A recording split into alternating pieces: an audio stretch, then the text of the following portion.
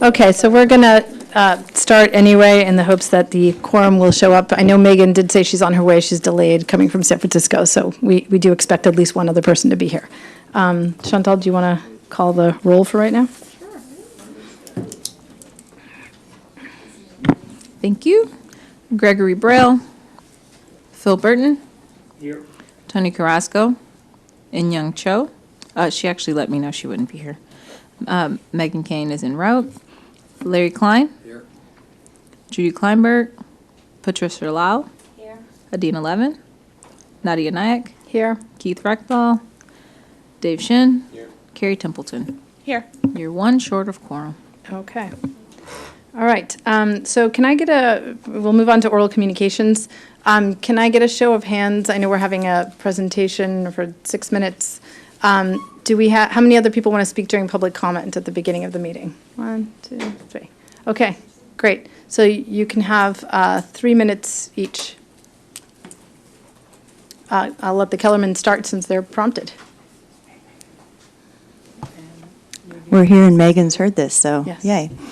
Hello. So I hope everyone had a nice break, XCAP, city folk, and my neighbors. I hope you didn't think about this, but now we're here and we're thinking about this. So Tom and I have had a chance to dig into the traffic study that was posted on the website, and we have some questions and comments. You can see them right there. We'll go over them briefly in a few slides, but I think what our presentation will emphasize is that this is not a good forum. In fact, AECOM's not even here to have questions and answered and comments addressed. So we are asking that either this committee agendizes a workshop type of meeting where any neighbor from any neighborhood can come and ask questions of the traffic consultants, or that it's done in another way, that we would really like the city to invest in that time with the consultants and hopefully have city staff there so that citizens can talk about this issue with our leaders and the people who will be planning what has been described as the biggest public works project in Palo Alto's history. We think it's worth that time and energy and money to spend to make sure the citizens are fully engaged with a really important part, which is traffic and safety. So next slide, please. So the bicycle slide. Thank you. So the first thing that we noticed was that the bicycle and pedestrian safety improvements that we've been asking for in our neighborhood aren't really being addressed. The city's already talked about this issue and studied this issue. In fact, there's a solution on the table that was proposed, but nothing has been enacted. And so what we're hoping to see from any changes to our neighborhood is at least to make this problem safe. This should be an essential part of any planning for all our crossings, is that pedestrian bicycle safety is front and center, not just loss of service, which is a traffic flow measure, but bicycle and pedestrian safety, and we're not seeing that right now in the plan. Tom. Okay, thank you. So, I'm Tom Kellerman. So could you go to the next slide? Great. So we're going to have a few screenshots from the traffic study that raises questions about some of the details of the study. And as I like to say, the devil's in the details, and we really need to focus on the details and the methodology of the study so that we can be sure that the mitigations that are proposed will actually work. I know this is really hard to read because it's very small, so I'll just briefly describe it. But this particular page from the study shows anticipated traffic diversions from a Churchill closure pre-mitigation, so where they anticipate the traffic would go if you don't mitigate it. And the study shows the way the methodology that they applied indicated that all of the southbound traffic on Alma that's otherwise going across the Churchill crossing would be, without mitigation, diverted through the Professorville neighborhoods, and that none of the northbound Alma traffic that goes across the Churchill crossing would be diverted that way, but rather all of the northbound Alma traffic would be diverted to Oregon. Empirically, no, they say all the southbound, this is what their study said, all the southbound Alma traffic would go through Professorville to Embarcadero. All of the northbound Alma traffic would instead go across the tracks at Oregon Expressway.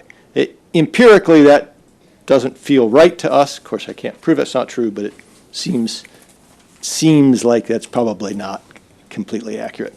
if you could go to the next slide. So this is an attempt to show traffic flows.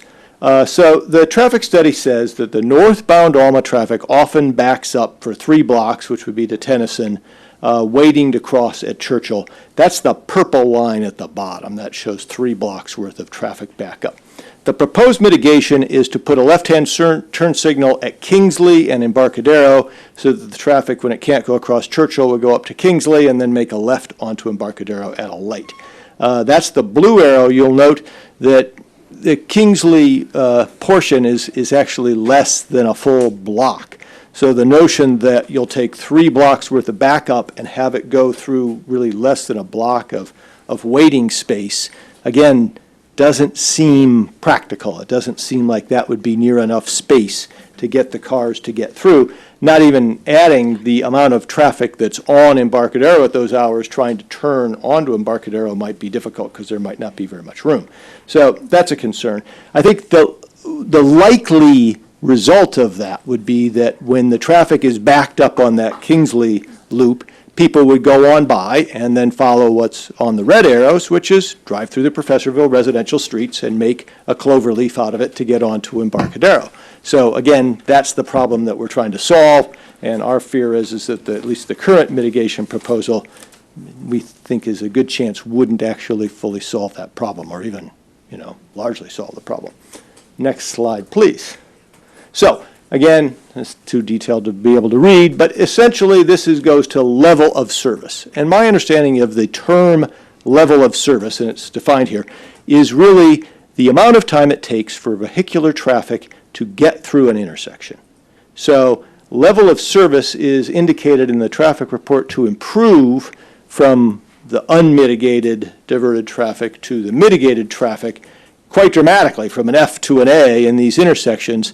But that's really saying the vehicular traffic will be able to get through intersections in a reasonable amount of time, and therefore the level of service is better. But really, it doesn't cover the amount of perhaps additional traffic on a street. A lot of the level of service is improved because of lights, and also it doesn't cover bicycle or pedestrian safety. So one more slide and I'll get off here. Give you 30 seconds. Okay, so the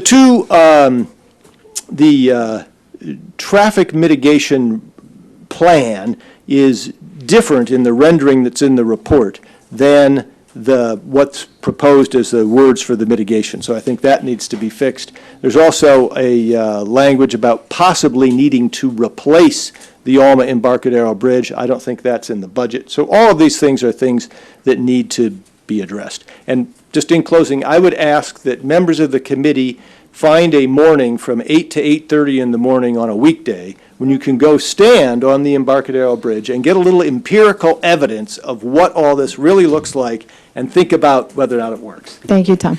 One more thing. I just want to say, 2 slides. This is really important. City leaders should not decide to close Churchill until traffic and safety consequences for all Professorville and Embarcadero neighborhoods are fully vetted and a plan is in place to improve, not degrade, our already traffic-impacted streets. Thank you. Thank you. Thank you. Next speaker. How many minutes? 3 minutes. 3? Roland, you get 3 minutes. Yep. So, what I'd like to do is to give you an update on what we've been up to since the last meeting. So the last presentation we gave you was this, how is it going, Chantal? What was that? Did you press the play button? Oh. Oh, I can press it. Oh, please. Do you want me to? Well, I only got 3 minutes. Right. Go ahead. So this is basically, we're going to take high-speed rail and Caltrain underground and leave freight at grade. If you want to understand why, watch item 6.2 in Cities of San Jose Council last night, and then it's already in the press, it's in the Business Journal.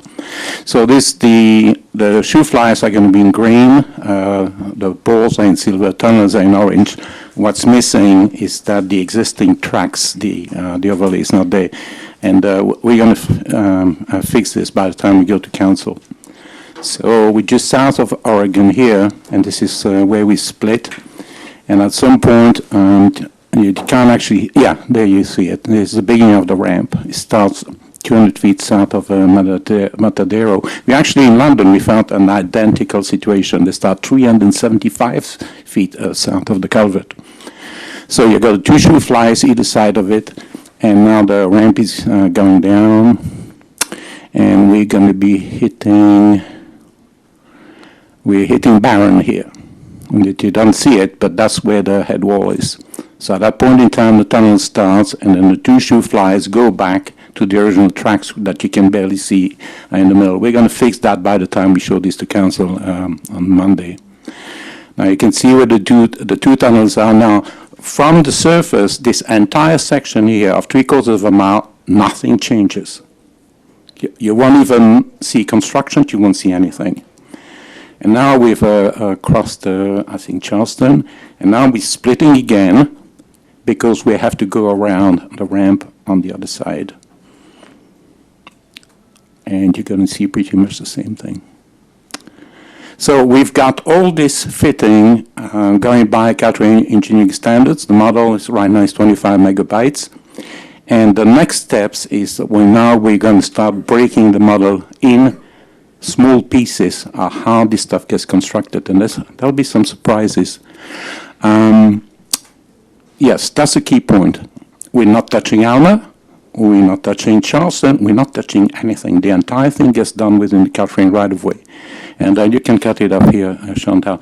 So that's what we're going to do next, as long as we're still in the picture. Thank you very much. Thank you. Next speaker. And I just want to note, we do have a quorum. Megan and Keith have joined us. Afternoon. I'm David Kennedy, longtime resident of Professorville and even a longer time resident here in Palo Alto. So I've seen a lot of things happen in Palo Alto, and I sort of go back and look Oregon Expressway and how much controversy that was. And certainly this one has the potential for being just as controversial. I think, as everybody recognizes, Oregon has claimed to split the city in north and south, and this certainly, we're trying to avoid splitting the city east and west. But I think there's an opportunity here, sort of an opportunity of a generation or two, to try and do this as best we can. And one of those things, I started looking at the various alternatives. I think it's important to go back to council. I think that's where it came from, was saying there'd be no property taken. I just don't think there's a way of coming up with a reasonable solution without hopefully minimal property involved. But I think otherwise we're going to have something that just doesn't work for the city. We're going to eliminate probably one crossing. The others are going to be very compromised. A lot of people are looking at Embarcadero being a key part of this whole program, and I think you're well aware Embarcadero is severely impacted already. It's most people would say it's severely substandard. But I do think it's important to reconsider the prohibition on taking any property. I just think that's, you look at Oregon, if we tried to jam 4 lanes into the Oregon right-of-way when that was done, it would have been impossible. It was disruptive, but at this point, Oregon is one of the streets in Palo Alto that works. I'd also think that it's important to, even though it may not be in the direct charge of this task group, to start looking at a little broader. I think looking at the impacts on Middlefield, looking at the impacts on El Camino. There's discussion going around about reducing a lane on El Camino. If traffic gets pushed on El Camino, that also would be gridlock. So again, I would encourage this group to try and look a little broader than just the crossings. One other comment I'd offer would be that try and stay away from the creeks. If you want to stay on schedule, don't disrupt creeks. You'll be tied up forever with somebody. And going back to the comment about looking at a little broader than just the crossings, I think it was John Muir said that if you pick up a grain of sand, you find out it's connected to the universe. So traffic works sort of the same way. Thank you. Next speaker, and if you guys could line up so I just know how many more we have left. Go ahead, you can go next. Is there anyone after him for public comment? Okay, you're our last one. Hi, I'm Dexter Girton, and I live at the 1141 High Street, right at the intersection at Embarcadero Road. I've been there for 45 years, and I see many traffic backups, sometimes quite a few a day, sometimes fewer. So this morning, I wish I could project this on the screen so everybody could see it better. This morning, I went out and took pictures. It started at 8:07. The traffic backup lasted for about 22 minutes. There's cars, bicycles, pedestrians. So that's just an observation, not a scientific study. However, in one proposal, that would add 4 traffic lights, 2 on Embarcadero Road, 2 on Alma, would result in massive backups. In addition to the normal traffic, which would flow through slower, there would be former Churchill traffic, plus some bicycles, plus some pedestrians. So I wish I could project this. I didn't know I could, if I'd have brought something, maybe I could have it put on a screen. So best solution for safety and traffic, elevated trains over Churchill. Don't close Churchill. That's my input. So, thank you very much. Thank you. Okay, that's it for oral communications. Just as a reminder for the audience, XCAP members can't comment on things that were not on the agenda, so we heard you, but we can't talk about it. I will note that the traffic report will be agendized for a future meeting, so there will be another opportunity for folks to come back and talk about that, and it will be discussed here at XCAP. So moving on to number 3, we have a discussion of review the upcoming schedule and the deliverables. And Ed, I think this is where you get to tell us about the schedule. I wasn't aware of that, so. Oh, okay, I'll let Chantal do it then. These are the same pieces of information that were shared at the November 7th community meeting. We just wanted to make sure that everyone had the ability to see them because we know everyone wasn't able to come to the November 7th community meeting. And so the handout was shared. Within the handout, which if you look at it on the internet, you can click to the full presentation. On the handout, if you click, nothing will happen, promises. So we wanted to emphasize that this is a community-driven process.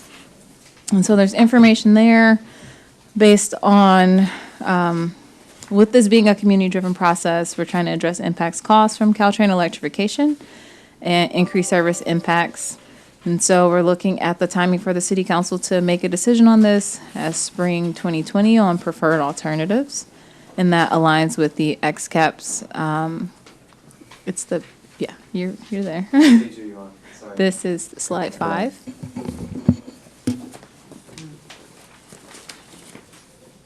Yeah, that one. Okay. Okay, yeah. Feel free to take over at any point. Fair enough. Okay. Well, again, we actually shared this at the last XCAP meeting, so not to repeat, I think, Chair, you wanted to have more elaboration on it, so happy to respond to any area that you think require review. You know, a lot of this, quite frankly, is review from the work we've been doing over the course of the last year.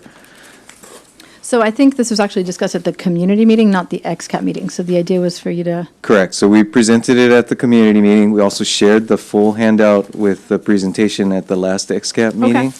So just wanted to leave it in case, are there questions from XCAP in terms of the timing of the, especially this page? I'm going to show the color version because it's a little easier to see. This timeline for those of you following along. So is that page 9 or what's listed as slide 9? Yeah, looks like slide 9, exactly. Right, so the point of this particular, and unfortunately particularly busy slide, is to provide a broader perspective than, just the point in time of the meeting itself. And so this actually takes us from late 2019 over on the left. So let's say you've got September 2019 on the left and all the way to the right to April 2020. So the period between roughly this fall and the decision point that the council had set forward. So, we've got shown here and all of the XCAP meetings, including, I believe, the additional meetings that this group has scheduled. We're showing now in concept, and I think we've got tentative dates, these town hall meetings. So you'll see the 11/7 community meeting, which was the place that this was previously or most recently presented. Then February Town Hall 1, March Town Hall 2, April Town Hall 3. So the idea, and we'll be talking to the council about this next week, is to set some dates where we'll simply be, quite frankly, presenting much of the same information, but to do so in different locations, and I think in the neighborhoods near the crossing, so that folks who have not been involved in the XCAP or other ongoing discussions will have an opportunity to get introduced and to express their perspective on each of the concepts that are being discussed. So I think that was really the gist of this particular slide. And then if I could go to a slide that's listed as 10. Mike? Sorry, this is Phil Burton. So the slide we've been on, slide 9, shows an XCAP meeting on January 2nd. That's number 11. It's in the middle. It's right above the 2020 number. In working with the chair, that meeting was taken off, and we have a doodle poll sent out to the XCAP to try to find alternative dates in January. Okay, thank you. Thank you. The regular date was actually the 1st. Happy New Year, everyone. I have a question. Are there any long lead items like traffic studies or whatever that enforce certain separations, or is it just getting the work done? Is there any one item that's going to clog up everything? Between now and April? Actually, I quite frankly believe it's the XCAP's, your own discussion and areas that you want to dive more deeply into. So the schedule entirely between now and April is to allow you for your work. And it, to the extent as was discussed earlier, you want to have a presentation on the traffic study and then have some discussion of that. We'll be able to slot that in during this time period. Okay, thank you. There's also, as you know, the technical group that is meeting, in fact, tomorrow, and we'll have some periodic updates, I think, from them over the course of the next few months as well. I was wondering about the sometime in 2020 Palo Alto Avenue coordinated area plan. So I remember we were discussing last year a downtown coordinated area plan. Is this different? Is it more specific? Or is it the same idea? Let's see, are you pointing to somewhere on the slide? On the slide beneath Town Hall 3. Gotcha. Yes. Yes, it's one and the same. So I don't know about the phrasing. It's sometime in 2020. Sounds very, it's almost like a thought bubble in there. But yes, it's the same work that we're talking about. Is it still going to be all of downtown or specific to Palo Alto? Well, I think it's really more to be defined on that, but we really haven't done any additional work from what was previously discussed as Palo Alto Avenue as a crossing specifically, but understanding that there is a relationship between what's done there. One of the concepts was to close that entirely, and then needing to look at what impact that might have on University Avenue, access to the transit center, and the like. So it's, again, that's the basic concept, but really no further detail on it at this point. Okay. I had a further question about the polling. What exactly are we polling on? Is it, what are we polling on, and is it specific to grade separations or more general to the budget? You want to speak to that? Some of it is still being refined, but the idea is also making sure that we have ways to hear from the broader community because everyone's not able to come to the variety of different meetings. And the idea is it is rail related specifically as of right now. But sorry, is this separate from the tax polling, or is this? Separate. Okay, Yes, because that's about a tax. This one will be about rail. okay. And I think fair to call it a placeholder at this point. Absolutely. Yeah. Okay, and then if I can move on to slide 10. Again, this was presented at the community meeting for those who had not been really involved with XCAP discussions to try to make the point that grade separations are multi-year, in some cases multi-decade efforts. And so we're showing on the left again 2018. If you jump to 2020, May 2020 is shown as this date for council decision on grade separations. Then from that point going forward, moving into the time period in which agency agreements would be necessary on issues such as construction management. There'd be environmental documents, environmental reviews, EIR, for those who are familiar with that terminology. And then moving into final design, as well as permits, property acquisition if necessary, securing easements in the case of temporary property access that's necessary, and showing in general terms, spring and summer 2026 of award of construction contracts and beginning of construction leading all the way to December 2032 construction completion. And again, these are highly schematic, lots of detail yet to be worked through, but to really just communicate the multi-year effort that would be required for any of these projects. And I think, can you speak a little bit about, I think you might have mentioned at the community meeting that this is a handoff eventually to Caltrain and/or VTA in terms of, like, basically who does which piece on here, so that it's clear. Well, all of that's to be defined. Certainly it wouldn't be the city of Palo Alto doing the construction on Caltrain's right-of-way, so at some point there'll be a handoff to either Caltrain that would do the construction as they have on grade separations up to the line, or VTA, as VTA has taken the lead on construction of BART. So again, those are agency agreements that would need to be reached over the course of the next few years. Question? Go ahead.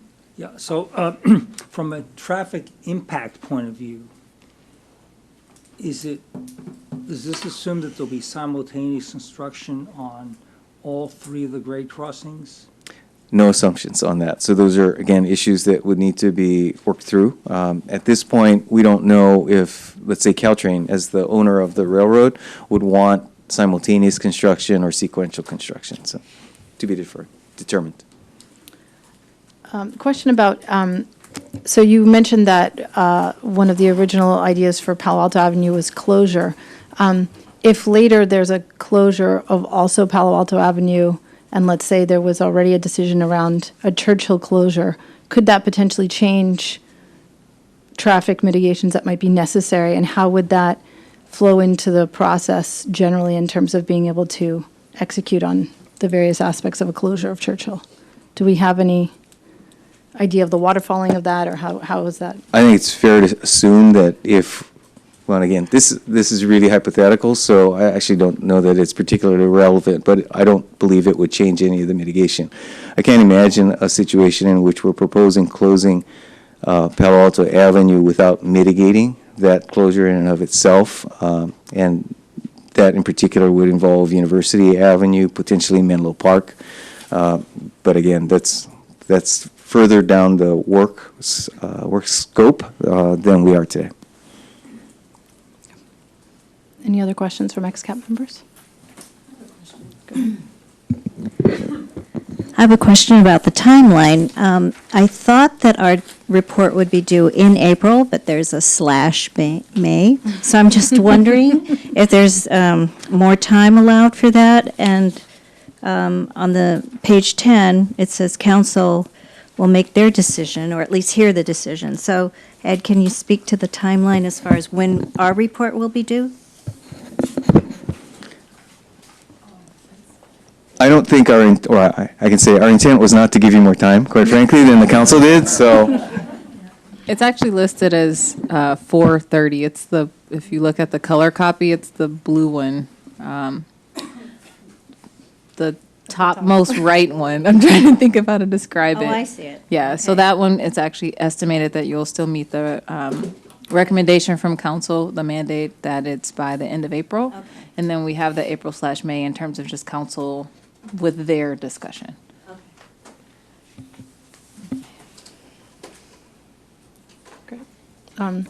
Do we have any other questions from XCAP members? Okay, and do we have any public speakers on this item?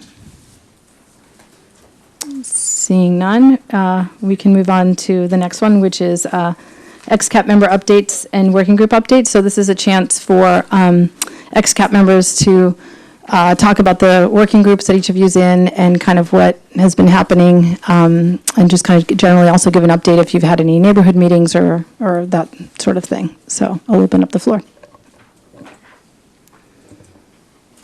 Yeah.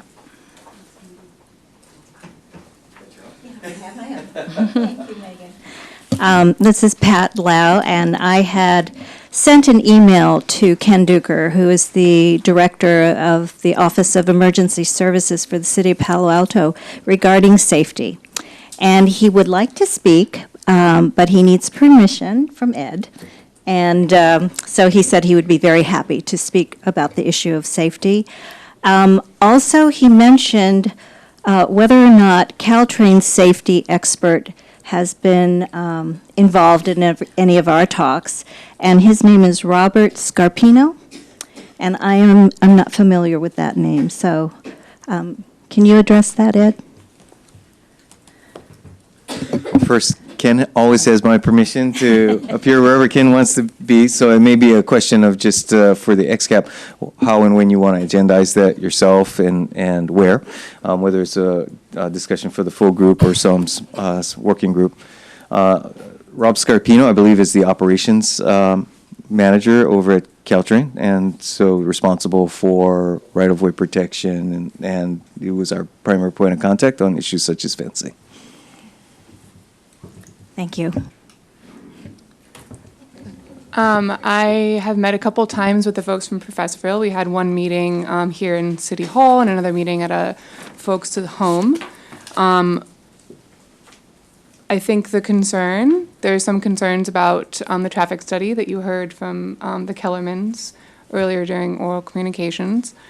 And I think that I would recommend that everyone go and read the traffic study. It's not too long, and it's at Connecting Palo Alto/traffic, which Chantal sent out in her email. I have a couple copies for the XCAP. Great, and she has some physical copies. I wrote a couple of highlights that I then sent to, I think, to the people whom I understand are on the traffic working group, which I believe is Judy and Carrie perhaps, but if anyone else is interested in being on the traffic working group with me, please let me know. So a couple of highlights were about delays at Churchill that with electrification, they will increase by 44 to 39%, and by 2030, they will increase about 78%. That was the calculations based on the traffic study. We already have discussed unclearable queues. That's also mentioned in the traffic study. And let's see. What else is new? They also mentioned that the closure of Churchill Avenue is not expected to impact University, but that the closure of Meadow would unacceptably impact Charleston. So I think those are a couple of the points that I found interesting in the traffic study. That was sort of new to me, so please take a look.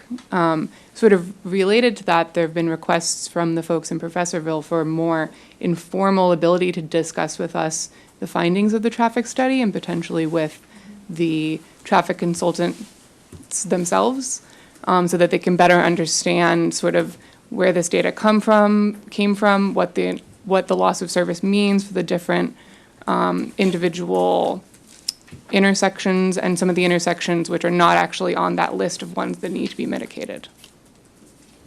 So that's a request to the chair, if we could consider such a more informal discussion.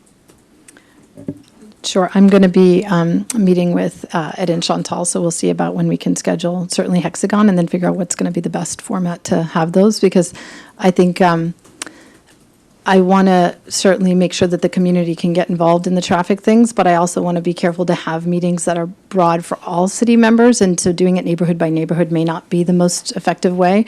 And it's probably better that they're in public meetings and a public forum, so we'll figure out what's the best form to do that, but certainly I think there's a lot of questions, so. And Dave? Just a quick one. I'm working on the eminent domain and property impacts group, and I spoke to a lawyer, Norm Mattioni. He is the premier eminent domain lawyer in the Valley. So we've got the man who's willing to come and speak to us likely in January, given scheduling. So stay tuned for that, and we'll hear more about eminent domain and property impacts and all that kind of thing. Thank you.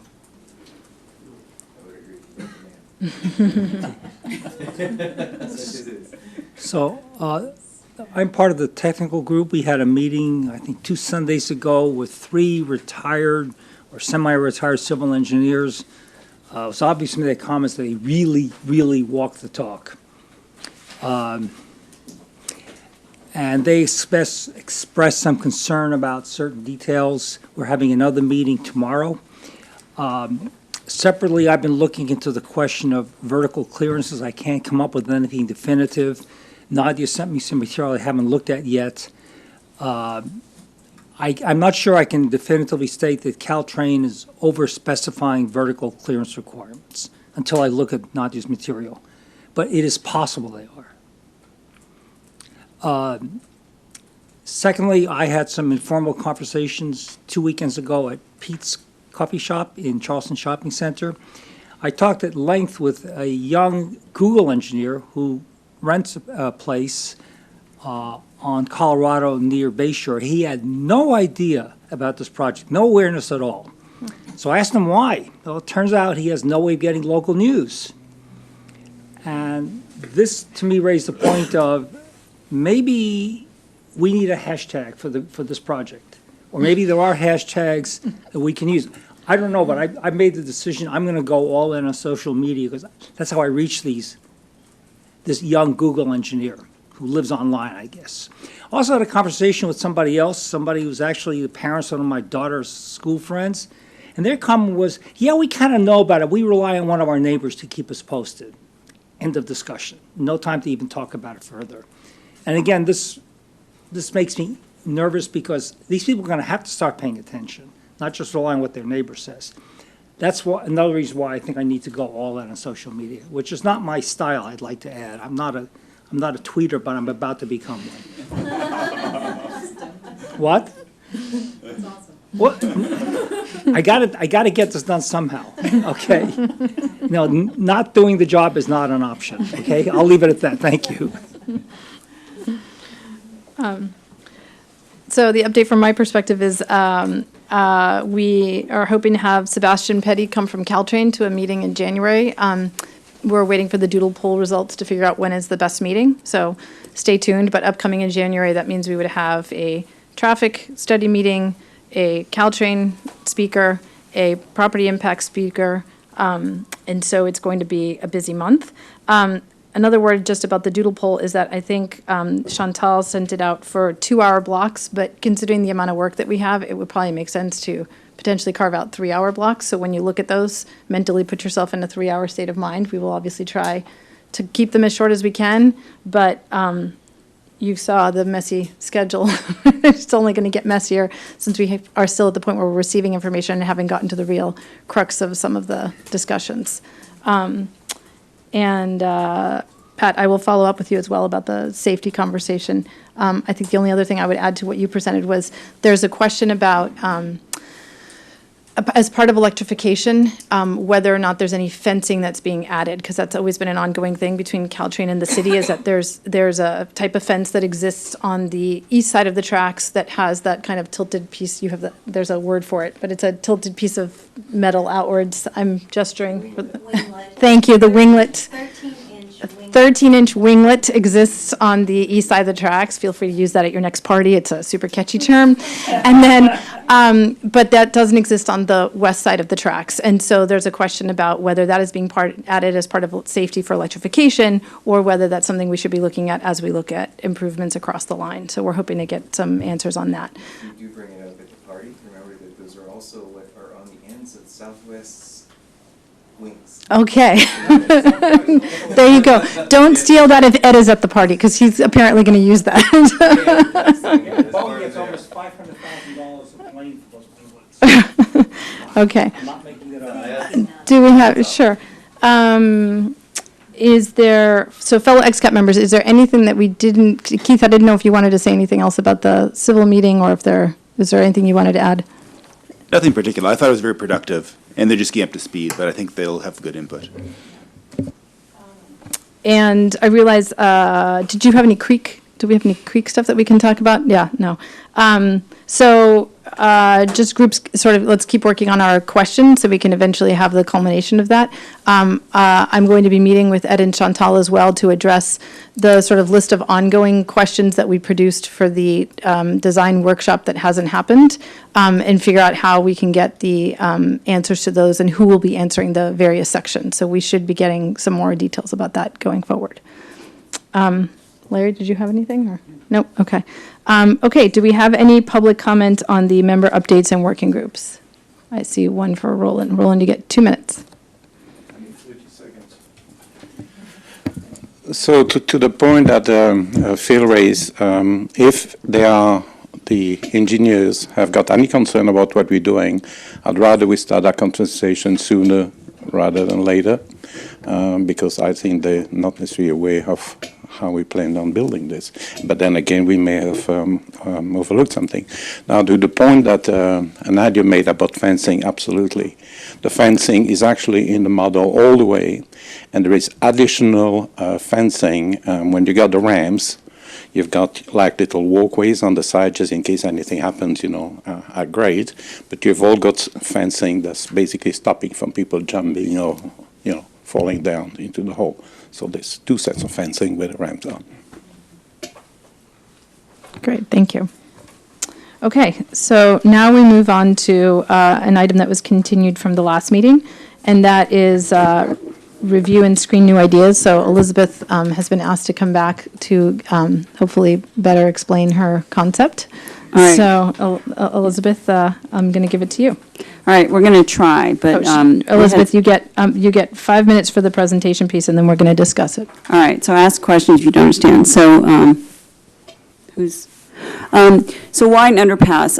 First, this was actually what VTA wants. VTA wants something that leaves the rail unchanged. So I think it's worth taking seriously. Everybody hates something that goes up. On the financial side, on the tunnel, we just saw a new price for the Burlingame hybrid for just one crossing, and that's $325 million. The cost, Hatch-Mott did a costing for this, which is actually more complicated than what we were proposing. It was less than $50 million per crossing. We've looked at a couple of ones that were done in Redwood City, and they were way under $30 million, under $20 million each, which caught my eye. So we're talking much cheaper. This could conceivably be done with just the VTA money, and if it's just state money, then we're actually exempt from CEQA, and we could do a much shorter kind of process on that. And the construction period for an underpass is extremely short, because you can just sort of set a bridge down on top of Caltrain. It's probably a year. We're not talking 2032, which is right now with the current safety at the intersection. It's not just problems with the train, it's cars with each other. People move very fast there, they're very frustrated, and if you sit there, as I do, right, you see many near misses, and there will be a serious accident if we have to wait another 12 years here. So the idea is just this. It's just a very narrow, one lane in each direction underpass. The through traffic on Charleston and East Meadow would go under Alma and under the train tracks. You would have a separate two-way bike ped underpass on one side of the road. And you would still be able to have all-turn movement. Some would happen at Alma, and some would use what we call an U-turn bay, how Hoover Elementary is accessed right now in Charleston. So the previous ideas, they looked at a 4-lane underpass with turns at Alma, required everything, it was $1 billion and everything. They looked at a 4-lane underpass without turns. Because they assumed an incredibly wide 80-foot, Charleston's only 60 feet, they thought you'd have to buy 29 homes, you couldn't have any turns, and it was all crazy. So I went back and re-looked at that. So this is an actual intersection that exists. I'm going to try to explain what I'm proposing. This is in Italy. I'll try and speak up. So this is Charleston. As you're going west on Charleston, you'd have a choice. If you want to turn onto Alma, you just slip off here. If you want to go to West Charleston, you just go there. Coming here, if you want to go there. If you're on Alma, you'd have the choice to turn here. You could do all the normal turns here. There's only a couple of turns which you couldn't do this way. Does this make sense to people? The basic idea is if you're on Charleston, you could go this way, or you come here and there's just a light and you could turn on and off of Alma here. Next. So this is a concept that's now being used. Elizabeth, get near the mic so the video can grab you. We're using a version of this on Charleston already. This is something that's increasingly used throughout the U.S. It's just a way to turn around. It's called a U-turn bay. It's a protected way to make a turn, and it's a way to facilitate basically left turns that are not head-on.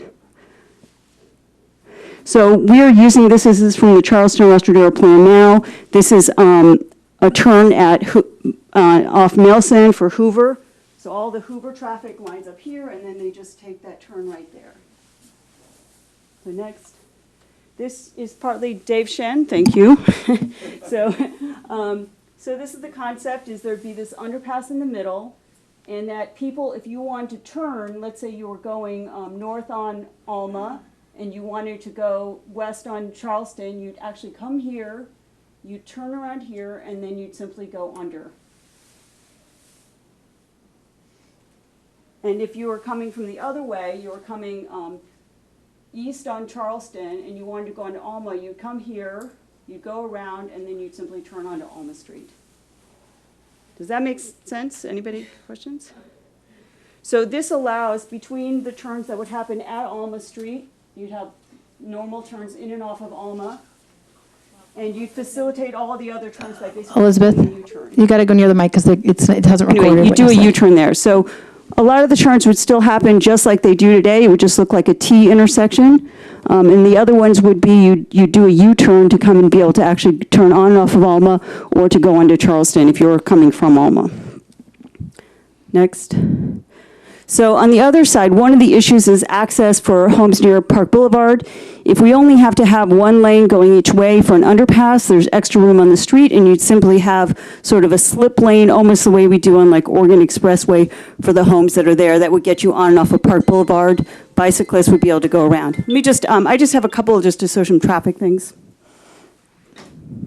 So for bike ped access, you take advantage of this idiosyncrasy, which is that right now on Charleston, you have a lot of homes on the south side, and on East Meadow, you have homes and businesses on the north side.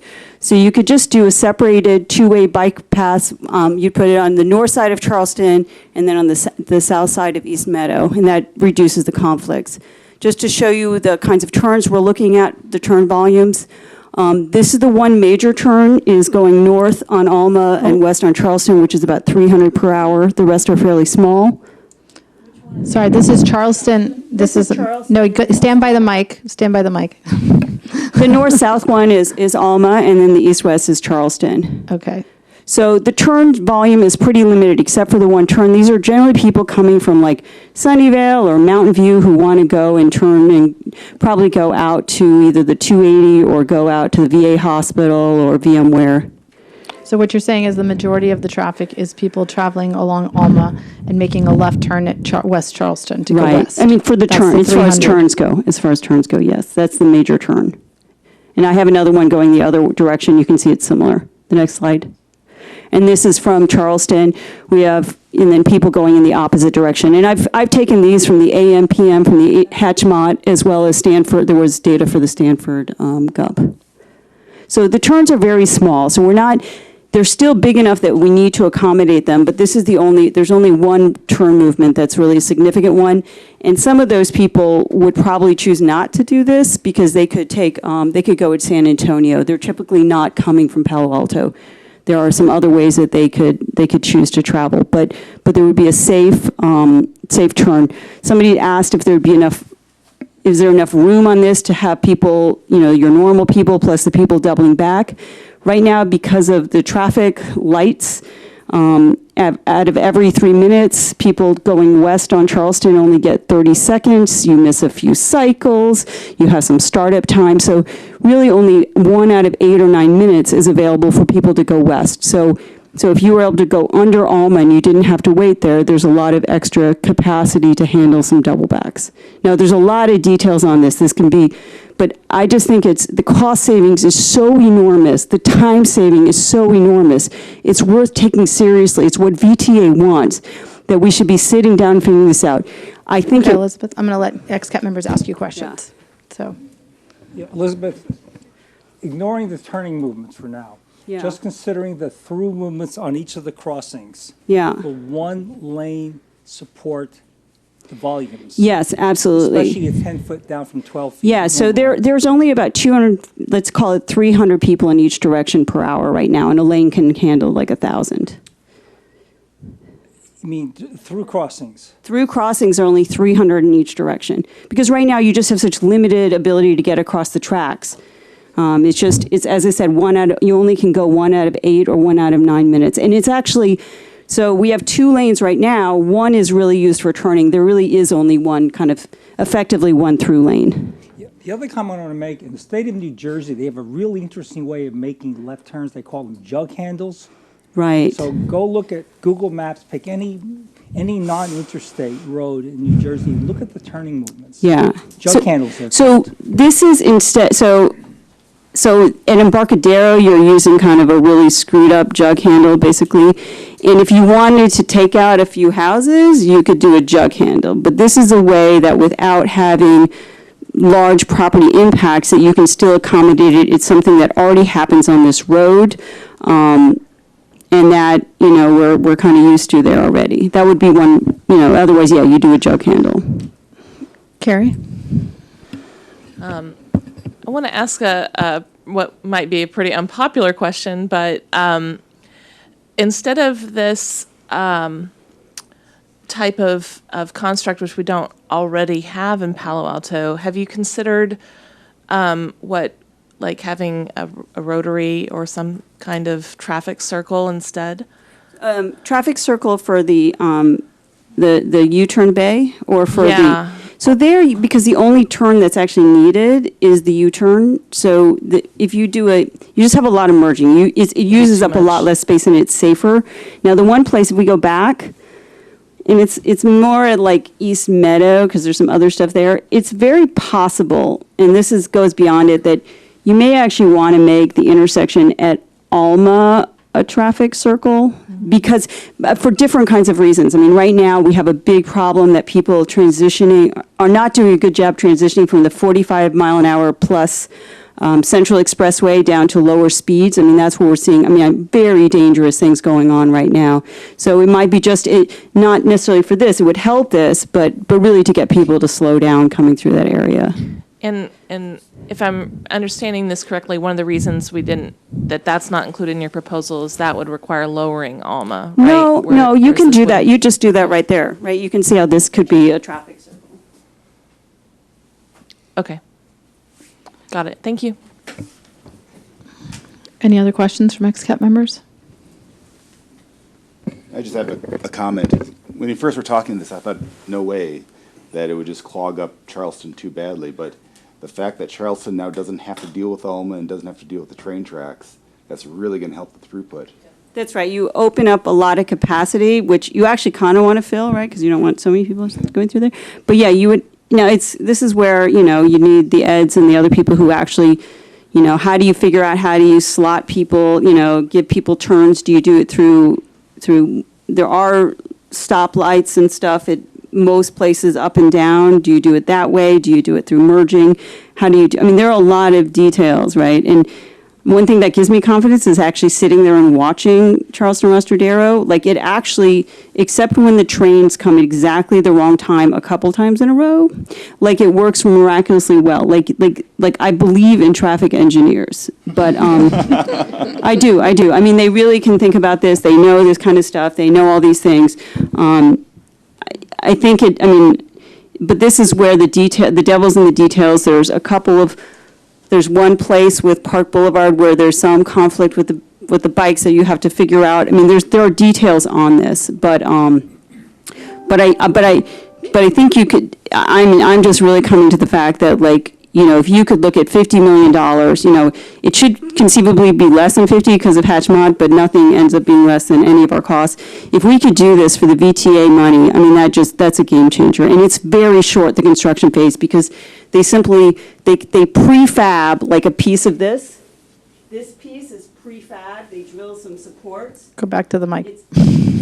You have the trains, you have train service, you know, through this area is closed for one weekend, and you just plop in the pre-made one, and you do similar things on the road as well. Okay. So that's why it's just super fast construction. Carrie, go ahead. Do you have any comments on safety, since you've seen this implemented in other places? Well, we haven't seen exactly this. I mean, for bicycle and pedestrians, I think this is a huge win because you don't get people, you know, right now I have high schoolers, and like at East Meadow, they sit around and wait for the light to turn, wait for turn, and then there's like 50 of them, and there's a horde of them, and they're not well behaved.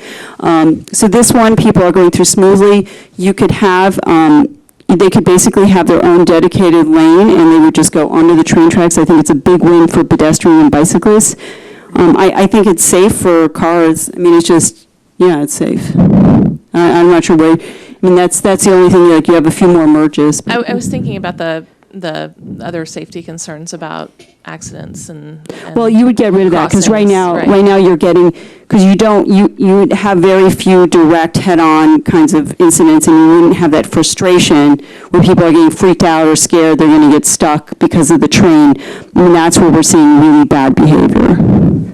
Okay, so XCAPers, we have to decide whether we want Elizabeth's idea. Megan, did you have something? I had a question. Okay, yeah, go ahead. And then we should remember, kind of like the last time, we don't have to have Elizabeth vet all aspects of it. We just have to decide whether we think it has enough merit to get it to the next level. And that would mean, I don't think it really has any civil engineering things that we would have to ask the It has a lot of civil civils. engineering. It has plenty. I mean, there's plenty of stuff in this. I'll Okay, just well, throw that out there. Then that's what we would discuss. Go ahead, Megan. My question was, so you said that that quite a bit of the traffic is making a left, going north on Alma, making a left onto Charleston.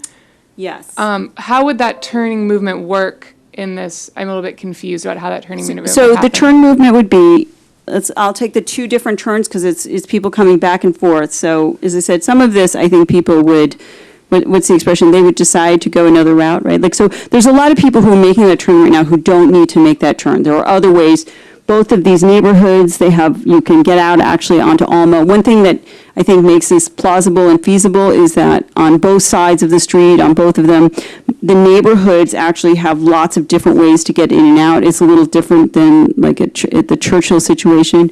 But for the people, and that's a relatively small amount of the traffic, but there are a lot of people who are coming from a long ways away who are making those turns. So I'm saying, Could you like, I think. answer specifically Megan's question, which So is I'm going to if go you're- through how those two turns would work. So it's a little hard with the, here we go. All right, so let's say you're going east on Charleston and you want to go south on Alma. So you would go through, under the underpass, you would go here, you would make a U-turn, and then you'd come right here, and then you'd make the left turn. So you go through here, make the U-turn, and then make the left. You would basically double back. So it's a couple hundred an hour, but a lane can handle about 1,000. Susan, I'm going to Right, ask well, that. you'd have, yes, but I'm saying you create a special lane for that, right? So, and Elizabeth, can you answer if for the folks that are going on northbound Alma and going west on So Charleston? if you're going north here, you turn onto. You'd make a right? You'd make a right onto Charleston, and you'd U-turn and just go straight through. Okay.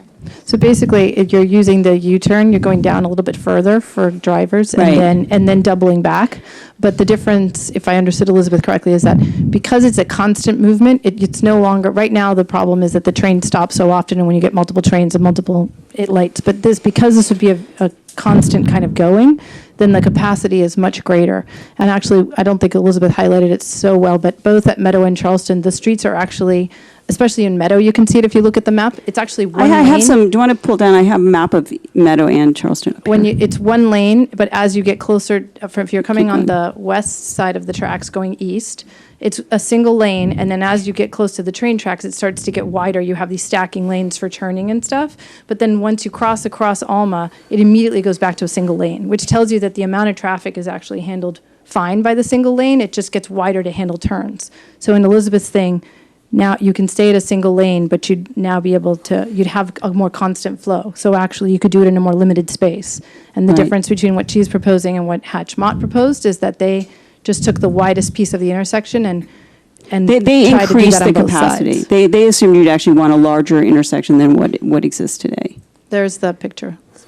So right now you get, if you're going north on Alma and turning left onto Charleston, there's about 20 seconds or 25 seconds of time to get through. They do have 2 lanes to get through more people there, but it's a very small piece of, it's like that 1 out of 8 or 1 out of even 10 minute, only 10% of the time can you actually make that.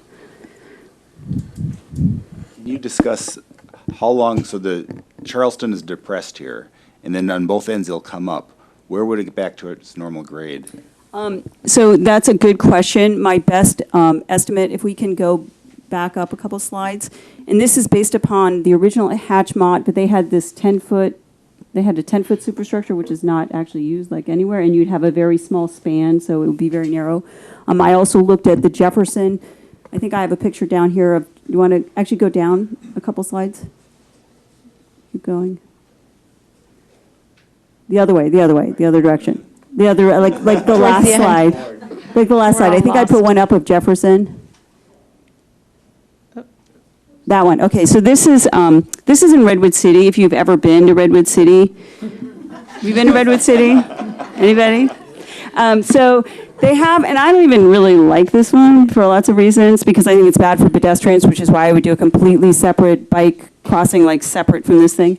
But, they started that building right there, and they're up by the driveway.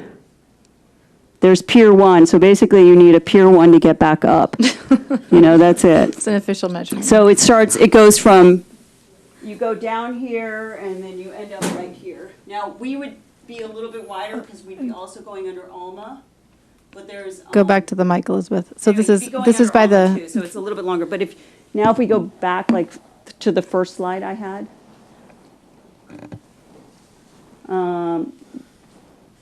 Maybe next one. Actually, go back, sorry. I'll show you. This is where I approximate it. Okay, next, and then Dave's slide. Okay, so I think it starts, hear the mic, please. Elizabeth. So this one it's just back, it's a little bit the different direction than what we've been saying. You would be back up by Carlson Place, I think, in any situation. It's where the red is, I think, that you're under. Okay. Before, it would be just after Carlson, I think. And then the next slide. This is on Park Boulevard. There's a bus stop right there. There's a house there on the corner of Park Boulevard. It doesn't actually have its driveway on Charleston. I think you'd come up around there. Okay, thank you, Elizabeth. So XCAPers, I guess I'll make a motion. I move that we have Elizabeth's idea reviewed by the civils at our next working group meeting on that. Yeah, Carrie? Yes, Carrie, second. I guess I'll speak to my motion. I think it's a much cheaper alternative to not have to raise the train up and down, and it sounds like, just given the way the finances are, that it would make sense to sort of look at this. But clearly, there's a lot of traffic engineering stuff that needs to be looked at, and Elizabeth is not a traffic engineer, so so I would want official people to look at it. Carrie, I'll let you speak to your motion, Phil, and then you can say something. Yes, thank you. I would like to thank Ms. Alexis for putting this proposal together. I do think it's practical on a lot of levels, and it might result in some improved traffic flow in an area that is often very congested. So I think it's definitely worth investigating further. Thank you. Yeah, I'd like to say, I strongly suspect, though I can't prove it, that AECom did their work in the absence of any traffic volumes. And so they kind of maxed it out. 2 lanes, that sort of thing. And this has the potential for so much less, so dramatically less, that even when you spend a little money in some other mitigation somewhere, you still come out to be way ahead. Sue me, and I don't know. I'm just throwing out the thought. And quicker. And quick, oh yeah, and the impacts on the neighborhood, the visuals, I mean, from what I pick up, the favorite alternative is some kind of a, either an underpass or a trench where you don't disturb the tracks, you certainly don't raise the tracks. That's what and of course, absent the tunnel. I would also be curious if something like this, if we decide, it's worth investigating even further. I'd be curious to see it at the Churchill intersection too. It's slightly different because we don't have the extra lane, but I'd be curious to see if we could get creative there as well.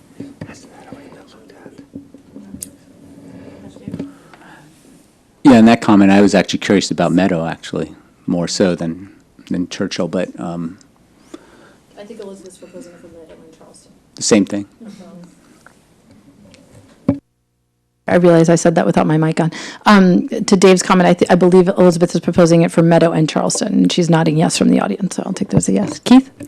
Yeah, I mean, overall, I think it's something to look into. I'm a little worried about the slope. There's a lot of bicyclists and a lot of young bicyclists on there, so we have to make sure that slope isn't too steep. And also some of the traffic. There are driveways on both sides, on Charleston, on West Charleston, there's driveways on both sides. East Charleston, there's only driveways on one. But I think it's worth looking into. I think my comment is thank you so much, and for explaining the right and the left-hand turns.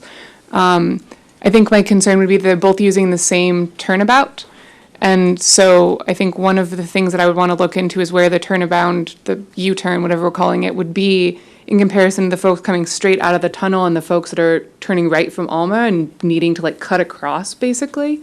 And so that would be sort of the level of traffic that a turnabout like that could handle if it's that 300 per hour. I have a question about the other cities that are considering their crossing alternatives, and they're shovel-ready in a sense because they are not looking at tracks as far as going up or down. So this would be similar? I think, Ed, you had some additional information in terms of the shovel readiness that you had mentioned. Well, my comment is I think that they're not far enough along to have made that conclusion. They're not shovel-ready. Okay. They're further along, but not to the point. Okay. I read that somewhere. Okay, and then I realize I have made an egregious error, which is I'm supposed to have taken public comment before I did my motion. So I'm going to open up. Is there anyone who wants to make a public comment on Elizabeth's idea? I see one. I have a question. Does this I'm going to have you. You have to do it during public comment, so I'll give you 2 minutes. Go ahead, you get 2 minutes. You can start. Oh, I think you got to. You can go next. I like the idea. It's got a lot of advantages. Turn the mic on. Hit the button. There you go. My question is basically on the underpass concept that we just heard about. Does that overcome the need to take properties on Charleston and Meadow? I think the point is it needs to be evaluated before we can answer it. Okay, thank you. Go ahead, go first. I just have a question. I'm still pretty confused about the turnarounds to do various of the access to Alma or access to Charleston and Meadow from Alma. I'm a little bit confused about when it happens, but I kind of had the idea that there were people coming from two different directions trying to make U-turns, and I wasn't sure how that was going to work. So there's a lot of questions in my mind. I just hope somewhere along the line it can be presented a little bit more clearly for that kind of question. It's a interesting idea because the concept, it's just, I like these kind of things. It causes the thinking to be different, like the 2 lanes versus 4 and some stuff. So I just want to say that. But the other part is, I wouldn't fixate, or I wouldn't make it so absolute, like you don't raise the tracks, because maybe the tracks go up a foot or 2, up a little bit, and that helps the underpass not be as deep. And you might say, well, wait, construction. But in San Mateo, they replaced out several bridges, and they raised the bridges. All this got done while trains were running over like a year period, because they were able to pull the tracks up and put material below them and stuff. So they had a whole construction sequence where they raised it up, and it wasn't, they added walls on the side to do it because of where it's at in San Mateo and right north of downtown. So it's possible to do these minor things with tracks without it being disruptive, and it's a whole huge $100 million project. This gets done, and so there's some ability to raise tracks a couple feet while they're, it's not while a train's running, but it's over a weekend and they raise one, and then it's stuff. So there's some sequencing there, and that's where I'm saying I think the ability to not be like, oh, we'd never raise the tracks or stuff. Conceptually, loosely, the tracks aren't being raised, but maybe they do go up a couple feet, and that helps the overall idea. Thank you. Yoriko? Hi, I'm Yoriko Kishimoto, and I just stepped up to strongly endorse Elizabeth's concept. When I was on the city council, we spent 8 years kind of working on road diet for Charleston and Matadero, which is to reduce Charleston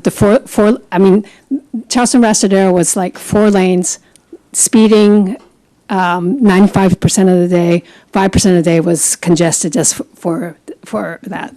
And the idea was to reduce it to 2 lanes plus bike lanes, as you know, and turning lanes. Make it much safer, not increase the throughput for cars, and I'm sure we can do it there. So I think the idea that the congestion does come from the intersection design, and not from the lanes. I mean, the goal in the comp plan, I can tell you, is to, as much as possible, make Palo Alto mostly a network of 1 lane each direction. Because, 2 lanes, really, cars do start speeding like in expressways. And so this does allow us to take us in the right direction. And as long as maybe I won't. I'll stop right there. I have some comments. I'll make it all the time. Thank you.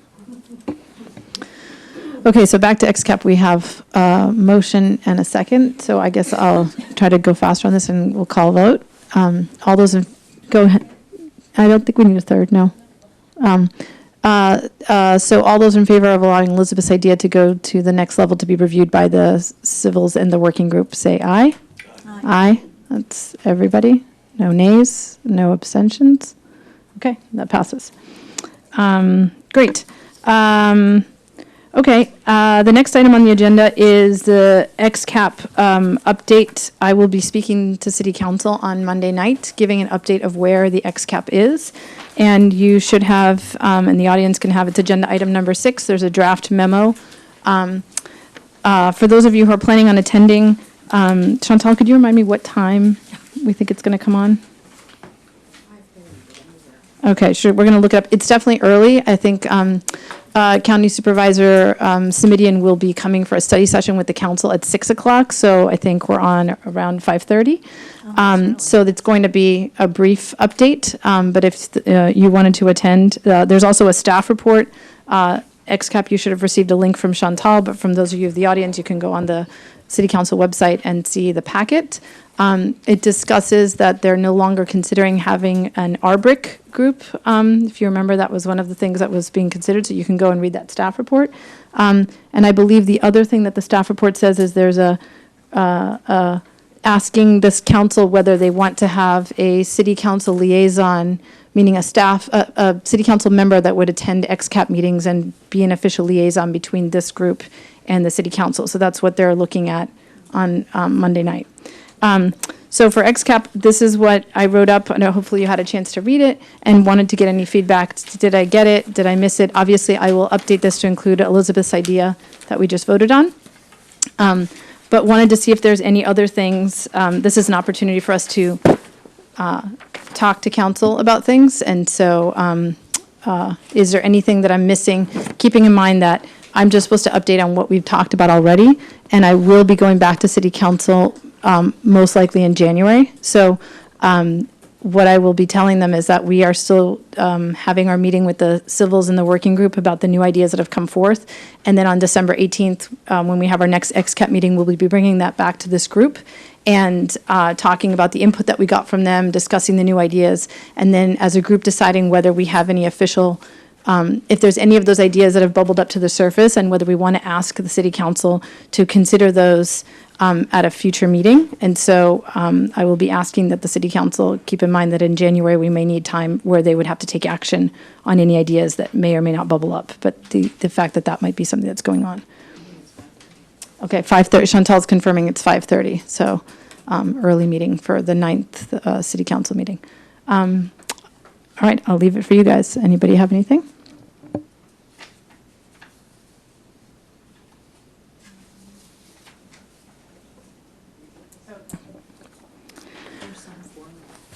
Okay, so Chantal is coaching me here. Thank you. So just for officialness, I need you guys to say yes, we accept this and move forward, so that I can then give this update to council. So if someone wants to make a motion. So moved. Okay, Larry makes the motion. Do I have a second? Second. Second, great. All those, does anyone need to speak to their motion? No? Okay, all those in favor? Aye. We just had public comment, didn't we? Not on this issue? Oh, I apologize. Thank you. Before we make any motions, we didn't vote. Nothing happened. Nothing to see here. Is there anyone who would like to give public comment on this before I move forward? Thank you, Barbara. Thank you, Chantal. Still learning. Barbara Hazlett from Professorville. Just a question. So on point number 3, will we, as the public in the XCAP meetings, understand who these citizen engineers are, what their bios are, how they've been vetted? So that's one question. What's the deal with the citizen engineers? And then with respect to the new ideas, is the window still open for presenting new ideas? Those are my 2 questions. So the civils are just volunteer residents that happen to have background who are helping us talk to AECOM and the consultants about whether the new ideas. So we're trying to sort of speed this up. If we officially sent all ideas to the council so that then we spend money on it and have AECOM spend money, it's very expensive. So what we've done is just ask for these civil engineers to be able to at least give us their best guess about whether these things have any merit whatsoever, to then understanding that if we do ask city council to take up a new idea, that is a very expensive proposition. And so we're basically trying to save ourselves money. It is still going to be up to city council whether these ideas have merit. And so that they're just giving us their best guess, and it's still gonna I be up to understand that they're volunteers, but I'm just wondering who vetted them? How did they get picked? They were the ones who volunteered when we asked for any residents that were coming forward. So these 4 volunteered and nobody else did? Yep. Okay. Pretty much. And to your second question, are we accepting any new ideas? That was, we've done our best to try to ask for those. Certainly if new ideas still come forward, you always have the chance to go and tell those to city council. The idea was that hopefully you could come to XCAP and we could try to speed this along by having these civils vet what we can and have those things. So, but of course, until the city council says they're not listening to any more ideas, that's up to the city council, not the XCAP. So that's the best I have. Okay, go ahead. I have a question on the alternatives. Are some of the hybrids still included in the alternatives? Yep, Meadow, Charleston still have hybrids. But those are the only... Yes, those are the only ones. Roland, did you have a... Yeah, through the chair, it's a very quick question. Is it reasonable to assume that the council have watched the XCAP videos, or, well, I'm just asking, I don't know. Or at least have, reviewed the presentations we gave on the projects? I don't want to go in their call on Monday night, basically. That's what it's about. I can't speak for city council. Usually we have someone here. I don't see anybody here, and I have no idea whether or not they watch the meeting. So as a non-XCAP person, as just a resident who's done this before, I would always assume nobody has seen anything.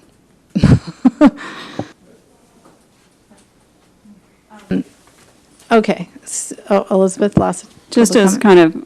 kind of, so my idea is still not really like a picture that can be, I think, is ready for city council. I don't know if Ed, if like somebody who worked on the Charleston-Rostrodero plan at the city, I mean, because I feel like that's a road we actually know incredibly well. If there's somebody, I mean, I think we need to have some real drawings. So I think the idea is that the idea will be presented to the civils and to the AECom folks, and then if we need more information, we'll get more information, because we wouldn't go to council until January, so. Right, I'm just saying though, like, it can't go to council like this, right? I appreciate all of your patience, but this is not. Yeah, I mean, maybe Tony's gonna be back from India or whatever, or Korea, but. Elizabeth, we gotta move. Go closer. We have to move. So, I mean, we're not going to start working on a new idea come March 1st or something like that if we have a April 30 deadline. I mean, I think that's the point, is that if somebody could draw, if we could get somebody to actually, who has skills to put this. Well.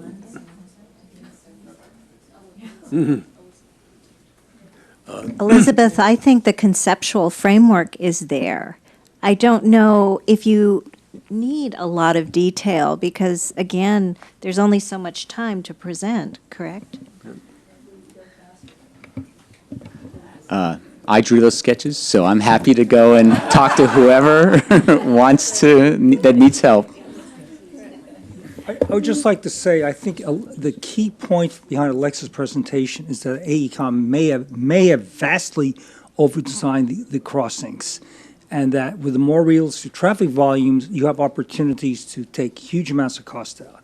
That's the key point that I would take to council, and that's all I think. Just to correct you, Elizabeth's things were based on HNTB's original sorry, work, yeah, yeah. yes, but the Sorry, Hatchmott's original work. But the AECom cost figures, based on the AECom design, appear to have not considered traffic volumes. They just maxed it out. Megan. I had a comment on this. Is this the proper time for that? Okay, great. In future presenters, we've been discussing having Gary come and talk to us. So is that something we could add? Yes. Specifically as like a planned presenter for January or February, whenever, January? Yes, I will add the hexagon, and then Ken Duker and/or Caltrain person that is responsible for safety. His name is Robert Scarpino? Yes. So with those additions, I thought I had him, yeah.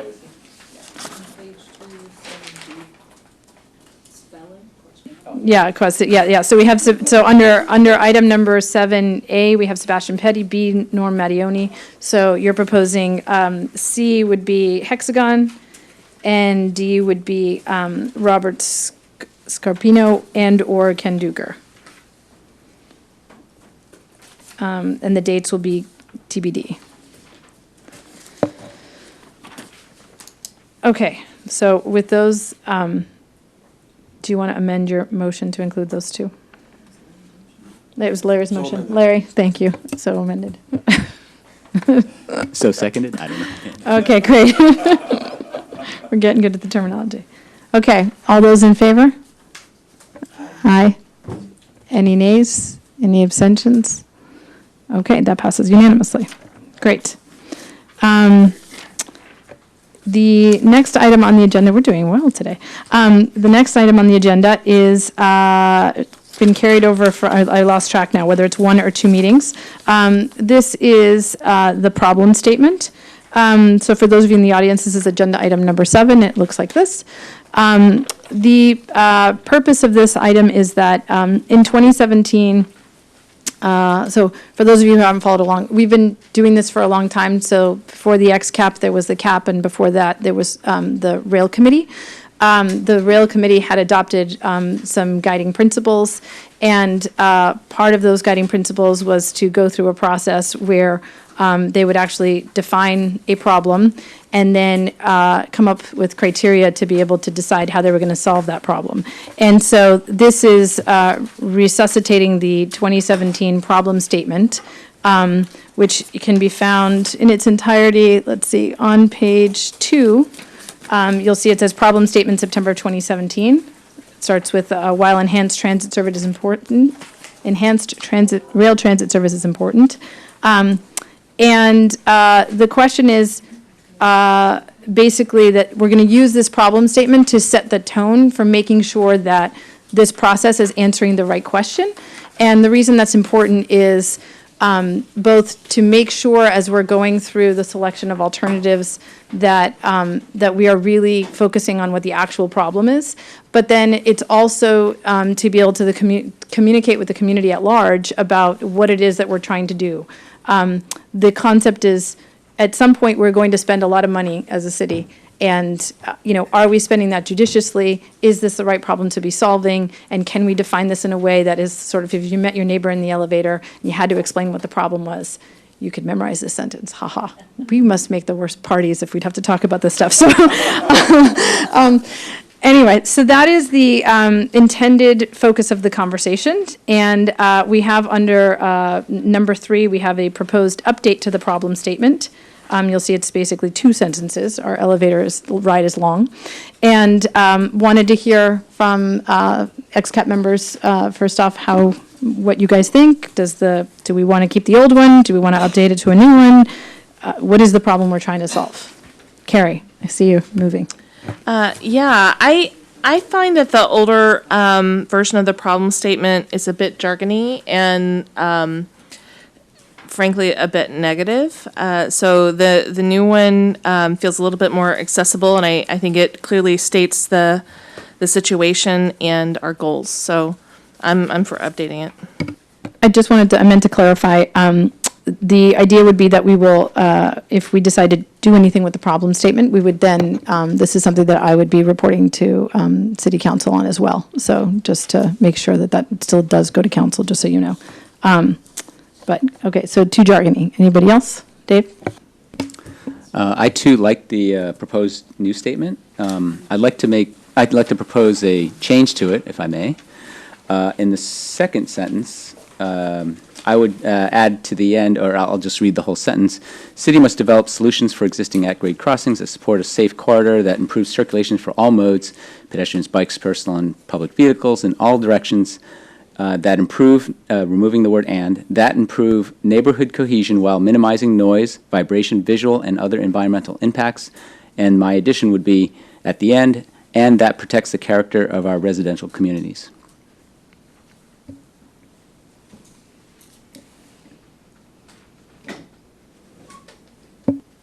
Megan and then Phil. I think my comment would be that I think it might be hard for the community to understand that we're both relieving demand on regional streets while also degrading local traffic conditions. So I think that's just a little confusing. Maybe there's other language we could use to make it clearer what we mean there. Perhaps decreasing total car trips, but causing specific traffic problems at specific locations. I think that's just a bit confusing to me in the proposed problem statement. Okay. So 2 comments. First, I don't think we can directly address the issue of reducing car trips because that goes to the whole area of what's called demand generation and modal split, which I think is kind of out of scope here. We may divert traffic. I don't think we can reduce trips. Second is, I'm going to channel Judy Kleinberg and say we should also want to protect the character of the business districts. I have in mind Town and Country Shopping Center specifically.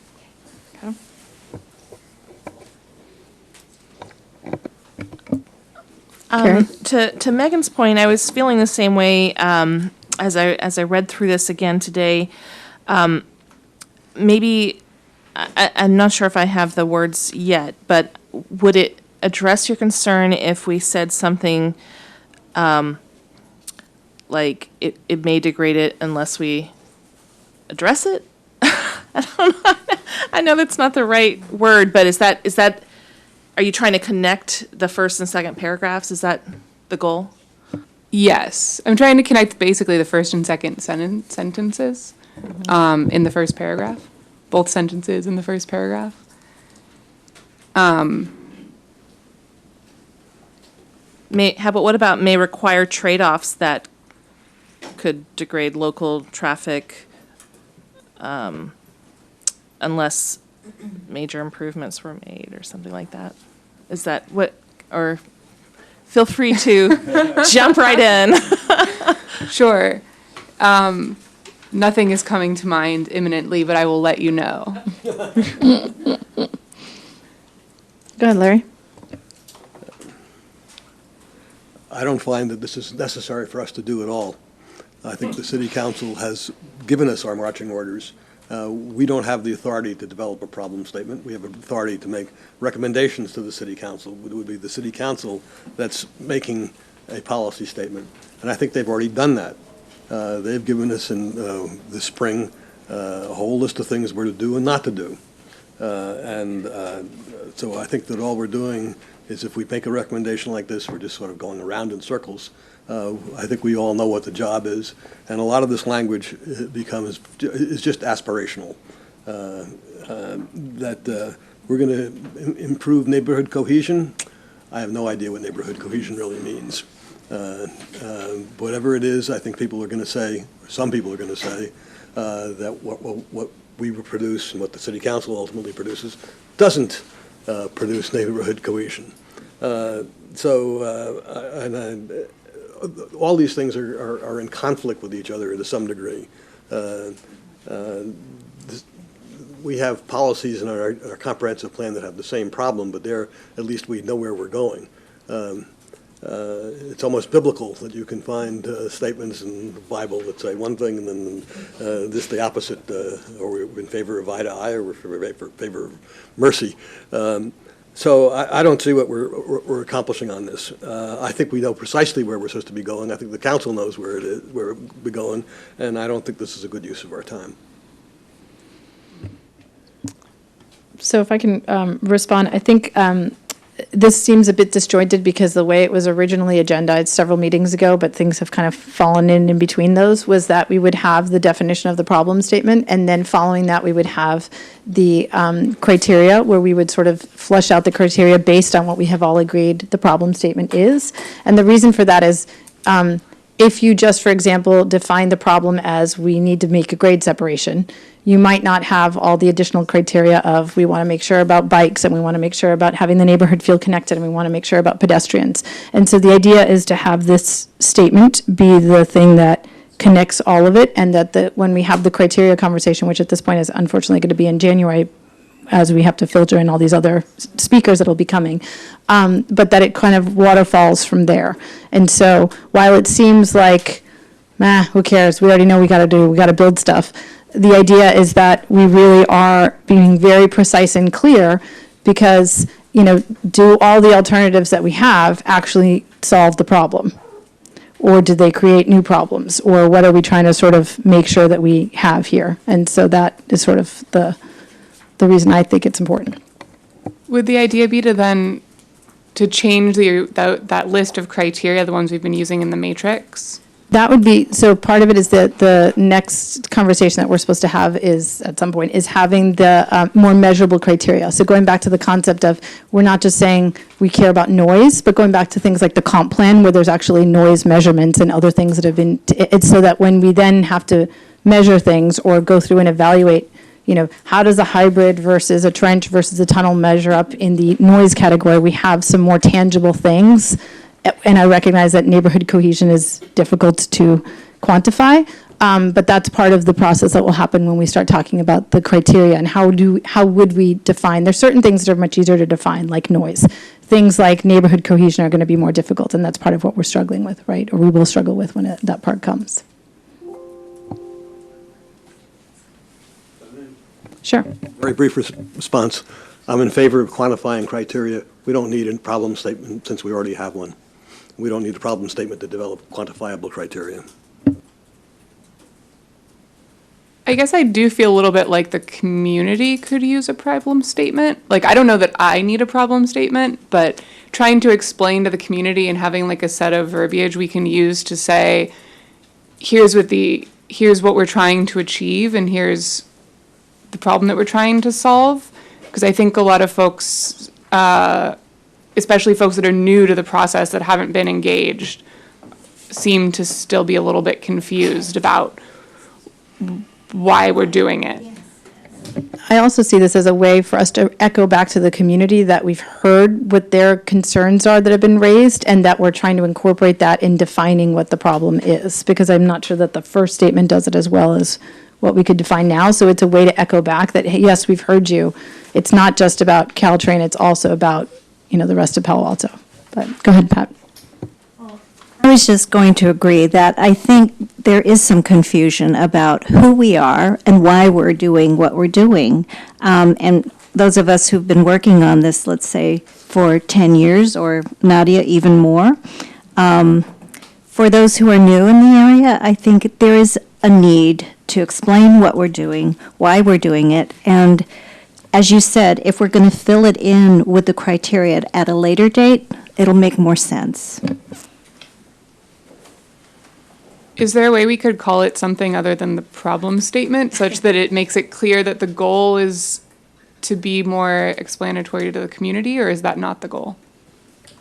I think we can label it what we want. I think also the idea might be thinking about what is the intended use of the statement. So for example, if they're going to run a future tax measure, is this one of the things that gets cited? If they're going to run a town hall, is this something that gets put on the big banner that explains what we're doing? I don't know. I mean, this is totally up for discussion. Yeah, Chantal?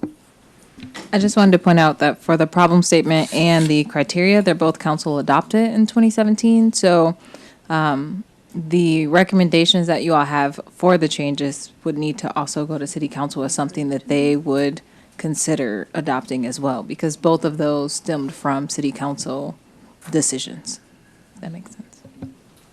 To that point, do we feel like we want to recommend to council, hey, we think you should tweak your sentence because you're going to use it in all these other ways that we now see going forward? Or do we think that what we have is adequate? And I don't, some of this was developed as a result of the subcommittee that kind of worked on the problem statement, but it's totally open to discussion from the XCAP. And to Larry's point, if we think that this is covered and we're fine, we can certainly say that.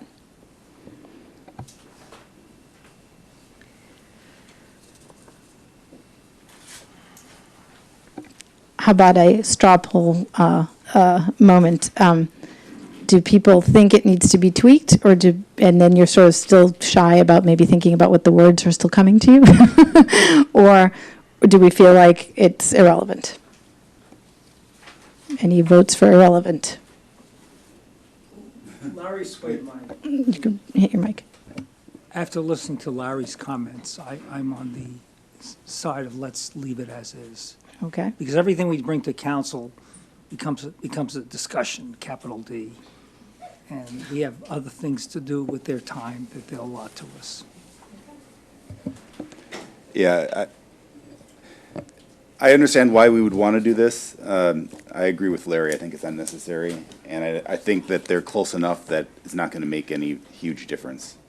So if it would just be us saying it and it's a 5-minute vote, then let's do the 5 minutes. But if it goes to council, it's going to be another half hour. It's just, I don't see the bang for the buck. So even though I like, all things equal, I would take the second one as opposed to the first one. But I think the first one's good enough. So I would leave it. Okay. Anybody else? Only that I've been sitting here flipping this page back and forth, trying to figure out what's different about them, and I guess I agree. They look similar enough. I mean, there's a little more specifics on the other one, but we could probably live with the other one. Okay. Go ahead, Carrie. The 2017 the version doesn't really set out a vision and goals very clearly. it describes the Caltrain corridor now and the concerns we have now and what Caltrain's going to do and the problem, the problems, but it doesn't say what the vision of how we would solve it. I think we have learned a lot in the last 2 years, and council may benefit from looking at it.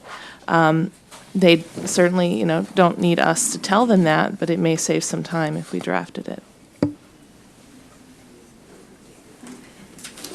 Just a factual point, the council's last statement on this is 2019, not 2017, when they adopted this. They set a whole bunch of criteria for us to work under in 2019, so it's not like they've been silent. And, Thank you, I didn't know. Actually, the criteria was last adopted in, I think, September of 2018 or 2017. It's been a while. They haven't actually adopted criteria, and that was agendized but then moved. It was never. They adopted things earlier this spring when they talked about the possibility of having the other committee formed as well.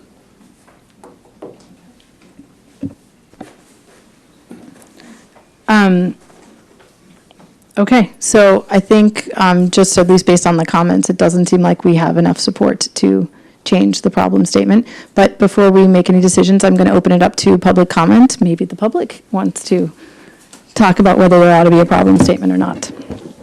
Go ahead, Roland. So, And I'll get 2 minutes. Let me pull out my timer. Not going to need 2 minutes. I think your connecting Palo Alto website is absolutely extraordinary. And there should not be a single person in Palo Alto that hasn't clicked to at least on the home page. And it totally tells you what your problem statement is, right there, on the first page. And then if you want to find out more about it, you got a multitude of buttons that you can click on later on. It really is extraordinary. There's no reason why there should be a single resident in Palo Alto that hasn't seen at least the home page. Thank you. Thank you. Elizabeth? I think it's really important to have a problem statement that's not just a vague whatever. I mean, it may incorporate these criteria, and each of them should be things that you can measure. I mean, I think that's the challenge of it. It gives you that framework. We can say community cohesion, but what the heck do we mean by that? I think you actually have to figure that out because it's important for evaluating these alternatives. It's also, I mean, the thing I'm looking at, like, there are a lot of details which, you can take the same basic project, and I've seen it implemented in 5 different places, and it has a really different feel, a really different impact, a really different, the pedestrian bike, little details about it. And I mean, I think it's really useful to have something, but understand that it will give you that framework to how do you evaluate each of those pieces to make sure that not only like the big, I mean, because this process is, there's a big picture thing, like let's choose this concept, but there are many, many choices that will be made along with that concept, and that's it. It provides a lot of guidance for that. It's hard, but I think it's worth it. Anybody else have any? Oh, Ed? Just one comment for your consideration for the entire XCAP, but Chair in particular. Just asking Chantel to remind us that we do have a fact sheet that it doesn't have a catchy title, but it starts off, what is connecting Palo Alto? And so if the XCAP were to choose not to proceed with the problem statement in and of itself, that revising this until everyone's really happy with what it says and that it adequately conveys background and purpose for the group, I think is certainly fair game. Ed, I don't have a copy. Would you read it into the record or read it so everyone knows what it was? It's one of the rail fact sheets that was put together for the last community meeting. And again, it starts out, what is connecting Palo Alto? Then what happens if we do nothing? So, and again, it has a series of sections of information about queues, unclearable queues if you dare, as well as what is Caltrain planning, and so information about current ridership as well as number of trains and what happens with the business plan and things like that. So again, it provides some context for the problem that is really just sets the stage for the alternatives that you're heavily discussing. And that's at connectingpaloalto.com/fact sheets. got one more public speaker. Go ahead. Yeah, Steve Carlson. I do think that it's helpful for a group like this that has come to the table representing, with different perspectives and representing different constituencies, to at least have a common goal. I think there is a charge already from the council that is a problem statement, but then the goal is about the vision, and, I think there are a lot of assumptions. I think everybody kind of has their own assumptions about what the work is that you're doing. I would think that you would really be wanting to look at the, really at the long-term health of the entire community. But it's just more of a process thing of making sure that you kind of have a common understanding about the direction that you're rowing in before you get to the tougher pieces of it. I totally understand that, going back to the council, maybe isn't asking them to, maybe that isn't the best use of time, but and it's probably also not worth spending a lot of your time on it, but just somehow trying to make sure that everybody is thinking as we go forward over the next couple of months about, what the goal is in terms of the greater common good. Thank you. So I will just note, in rereading the problem statement, what's interesting is it doesn't actually say that we are going to build grade separations. Now, I know that that's in the comp plan, but it's not actually, the whole thing is, while enhanced rail transit is important, blah, blah, the rail, keeps going. It doesn't, the difference between the second statement is that at least the second part of it says, the city must develop solutions for existing at-grade crossings that provide a safe corridor that improves circulation for all modes in all directions. So it just is more purposeful.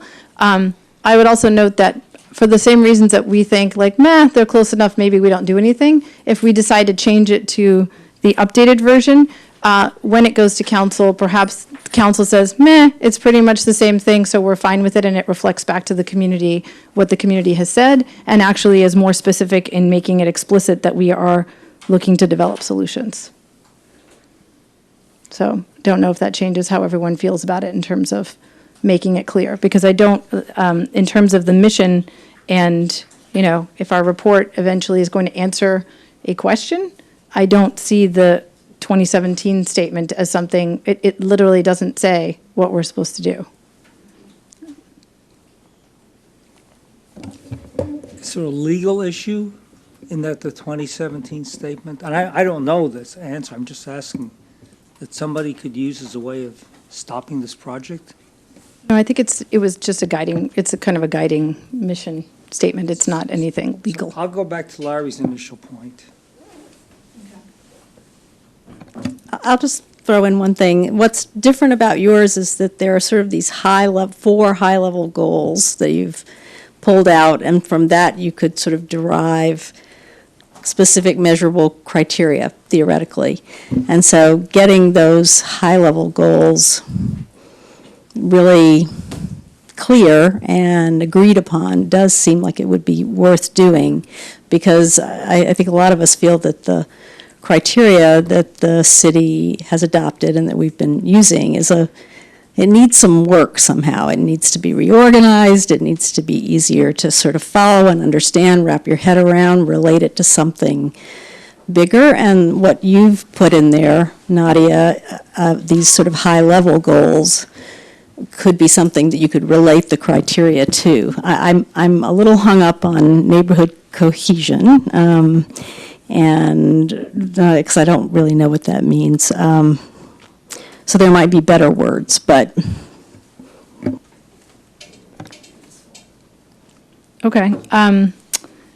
So I still feel, I personally, so this was, but thank you, Susan, but this was not my work. This was actually the work of a sort of a subgroup of us, so I just want to be clear.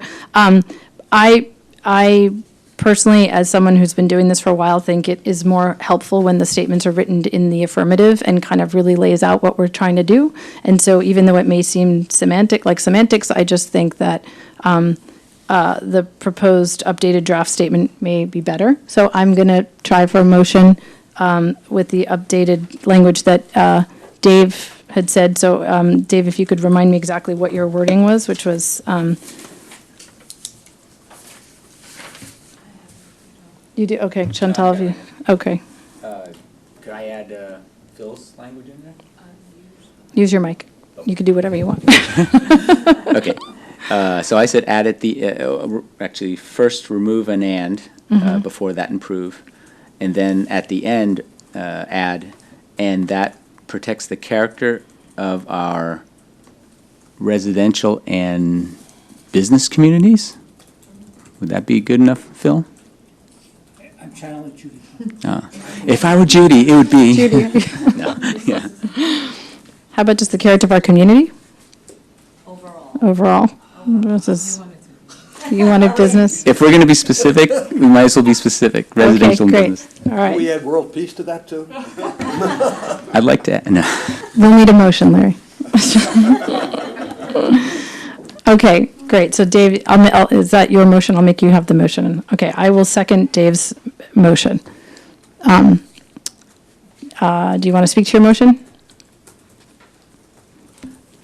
Only if we're going to be this specific that, we want our neighborhoods to stay the same and be great places to live. We don't want to increase, I don't know, concrete jungles and those kind of things if we can. Let's find the solutions that preserve what we have and make this place a great place to live. Okay. Great. Well, so we'll take a vote. All those in favor for, Question. oh, sure. Okay, so how is this going to council? Is this something we were proposing to council and they have to act on, or? Yeah, so I would give an update to council and let them know that this is what we voted on, and then I will be letting them know that I will also be updating them on the fact that after our December 18th meeting, we're going to need them to say yay or nay to any new ideas based on whatever we vote on the 18th. So the January meeting will be agendized as an action meeting for them, and if the council comments to the staff that they don't like whatever our changes are or whatever, then that can get agendized for the next meeting. Otherwise, the assumption is they're good with what we present because we will be sending it to them, is my best guess. Okay, go ahead. I think it would require an affirmative approval by the council in order to change. Which would happen in January, though, right? Not at, It won't happen on Monday, that's for sure. right. Another technical, yeah, that's like tomorrow. Another technical thing is your motion should say that you want to recommend this problem statement for the city council's consideration, because it would not be something you're actually approving. It would be something they would approve. Okay. So friendly amendment. Okay, so the friendly amendment would be to add that it's a recommendation to city council. Well, it's also, as long as we're dealing with the minutia here, are we clear on what constitutes approval? Is this a consensus or a majority vote? Needs a two-thirds vote. Okay, needs a two-thirds vote Okay. of those that are present. Which I believe is 6 out of 8, because 5 out of 8 is less than two-thirds.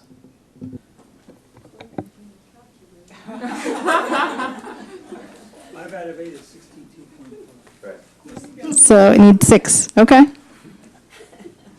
I had two comments about the first paragraph that I was wondering if you might add to your motion. I think there needs to be the imminent expansion of the Caltrain corridor. Of Caltrain corridor? Putting aside all the stuff about regional and local, I think maybe on reread I kind of understand what it's trying to say. If it's clear to other people, then perhaps it's clear enough. But the word may, this expansion may degrade, I think the traffic study makes clear that it will degrade traffic should nothing be done. So that would be my request, is to reconsider the word may.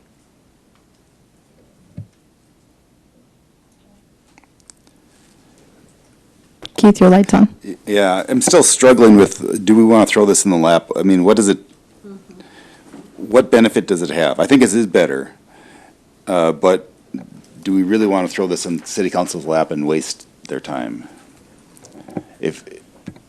So I'm just trying, we'll see, we'll hopefully finalize a motion and then we can leave it to the vote. Like I said, my feeling is that I see this as something that's going to get used by the communications team going forward, by an eventual bond measure, if that's what needs to happen, on kind of just explaining what is the goal of the XCAP and what are we doing. So it gives us something that basically defines exactly what it is that we're supposed to be doing versus this statement, which actually doesn't even say that we have to agree to a grade separation, and I just think that that should be updated. And so, Can we adopt this without having council approval?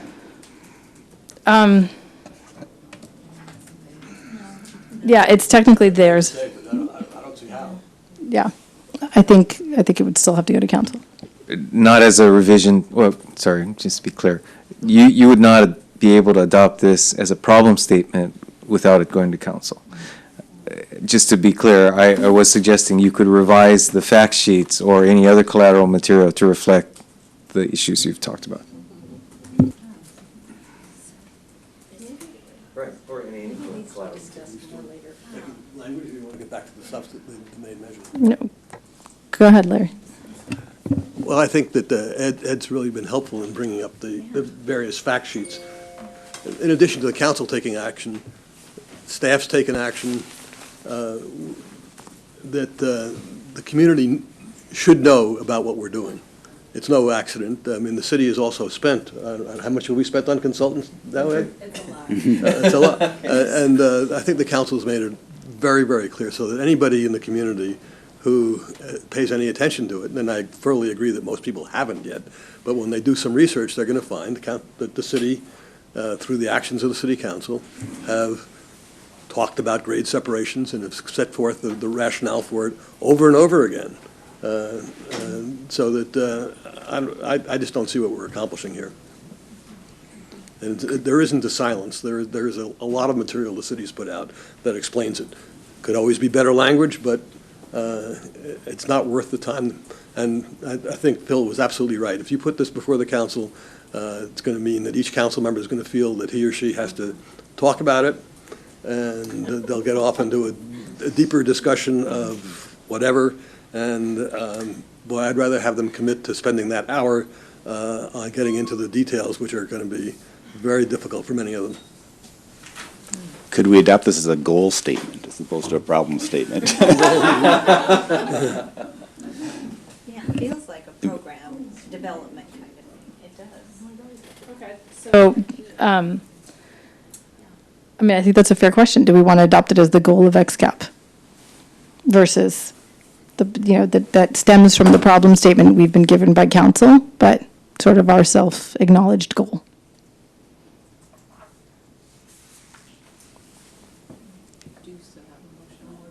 Yeah. Yeah, okay, so let's, do we want to restate, can you restate what you have as the language of the motion? With friendly amendments included, full disclosure, it is that the XCAP approves a recommendation to the city council to consider a new problem statement with the following changes to the language presented here, adding the word "the" in front of Caltrain, and the change to the last sentence so that it will read, "The city must develop solutions for existing at-grade crossings that support a safe corridor that improves circulation for all modes," with the stuff in parentheses, "in all directions that improve neighborhood cohesion while minimizing noise, vibration, visual, and other environmental impacts, and that protects the character of our residential and business communities." Did you get on the second sentence, this expansion will degrade traffic instead of may degrade traffic? I did not get a heads up that you guys agreed to that change, which is why I didn't reflect that in what I read. Okay. So if you guys agree as the motion makers, I will put that in there. It may not be the case for all the crossings, so that's why I wasn't sure if you guys agreed to it or not. Just curious, am I really involved in that? Because isn't it amending? Yeah, you started, I let you start it, and I'm second. The motion. Yeah. Oh, okay. It's your fault, it's your fault now. I agree to it. Okay, I do as well. Okay, so everything I said, and will instead of may. Great, okay. So we'll take a vote. All those in favor of changing it? Okay, and that fails. So we have our answer.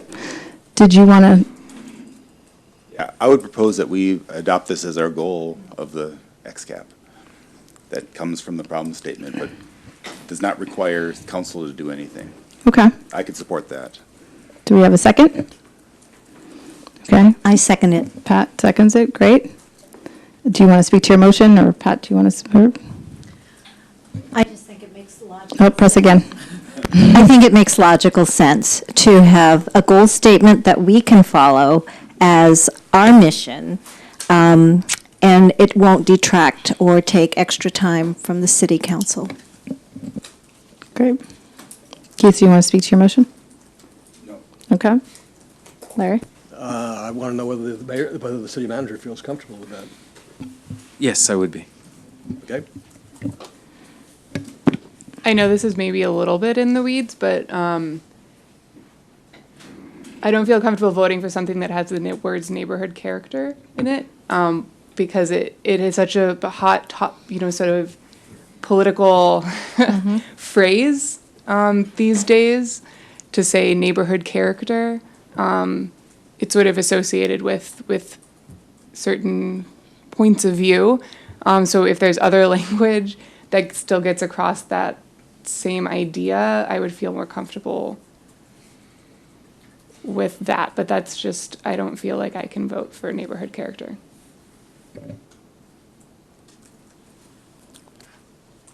Do we have any alternate terminology that someone can come up with?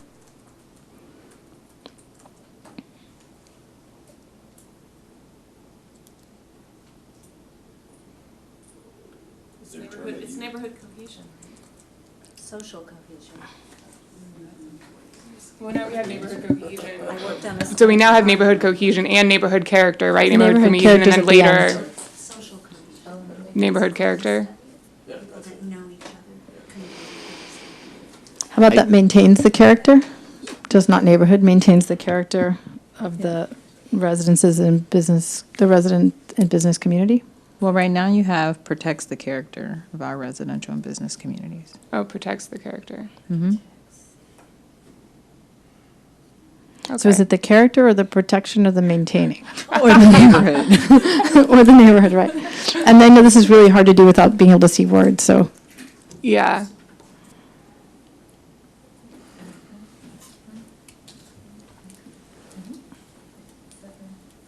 I find it difficult to find a word that replaces that. I mean, Yeah. it's what speaks to me, right? The spirit is that we love where we live right now, and let's protect what we have. And if we open up that up, then we could probably find other words in here that we'd find potential issue with, like cohesion. Like, what does that mean? We could debate that too. But, I mean, we're trying to do the best we can with this statement, right? So it does say, it protects the character, but it is an active statement in that it says the city must develop solutions for existing at-grade crossings, meaning it's still active and not saying we're preserving and protecting and not willing to do anything, so it kind of has both of those thrusts in it, but I mean, if there's another word that makes you comfortable. Phil, go ahead. Somebody could say, if my property is taken either partially or fully, you are not achieving the goal of protecting or maintaining neighborhood cohesion, and therefore you're not doing your job. And we really open ourselves up to that sort of criticism. And I'm not sure this is in principle, it sounds great, but as other people said, the devil's in the details. And a whole lot of detail here, and we're doing a lot of wordsmithing, and at the end of the day, we're all going to be home later for dinner. I mean, I'm fully in favor of improving neighborhood cohesion because I think that's like a very positive goal, but I think the protectionism side of it, whether it's neighborhood character or whatnot, is sort of what I'm more concerned about. Some of the stuff down here that you put in best practices about harmony with the community, I like something more similar to that. But I think perhaps you have enough yes votes without me to pass it as the goal, and I am in favor of a goal in general. Yeah, I think the general thrust is consensus, so we'd like to find something that kind of, because you may be one voice on this committee, but you represent sort of ideas in the community, and certainly I hear you that that's a hot topic political word that we should be sensitive to. So I'm wondering if we could change it to, instead of that protects the character, that is in harmony with the character of the residents and business community. Does that do it more than protect? Because it seems a little less.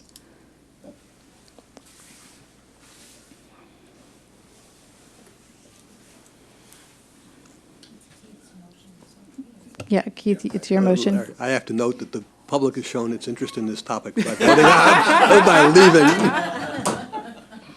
Larry, it's not fair to weaponize the public's in this situation. Yes, exactly. There are trains to be caught, I will just note. That's true.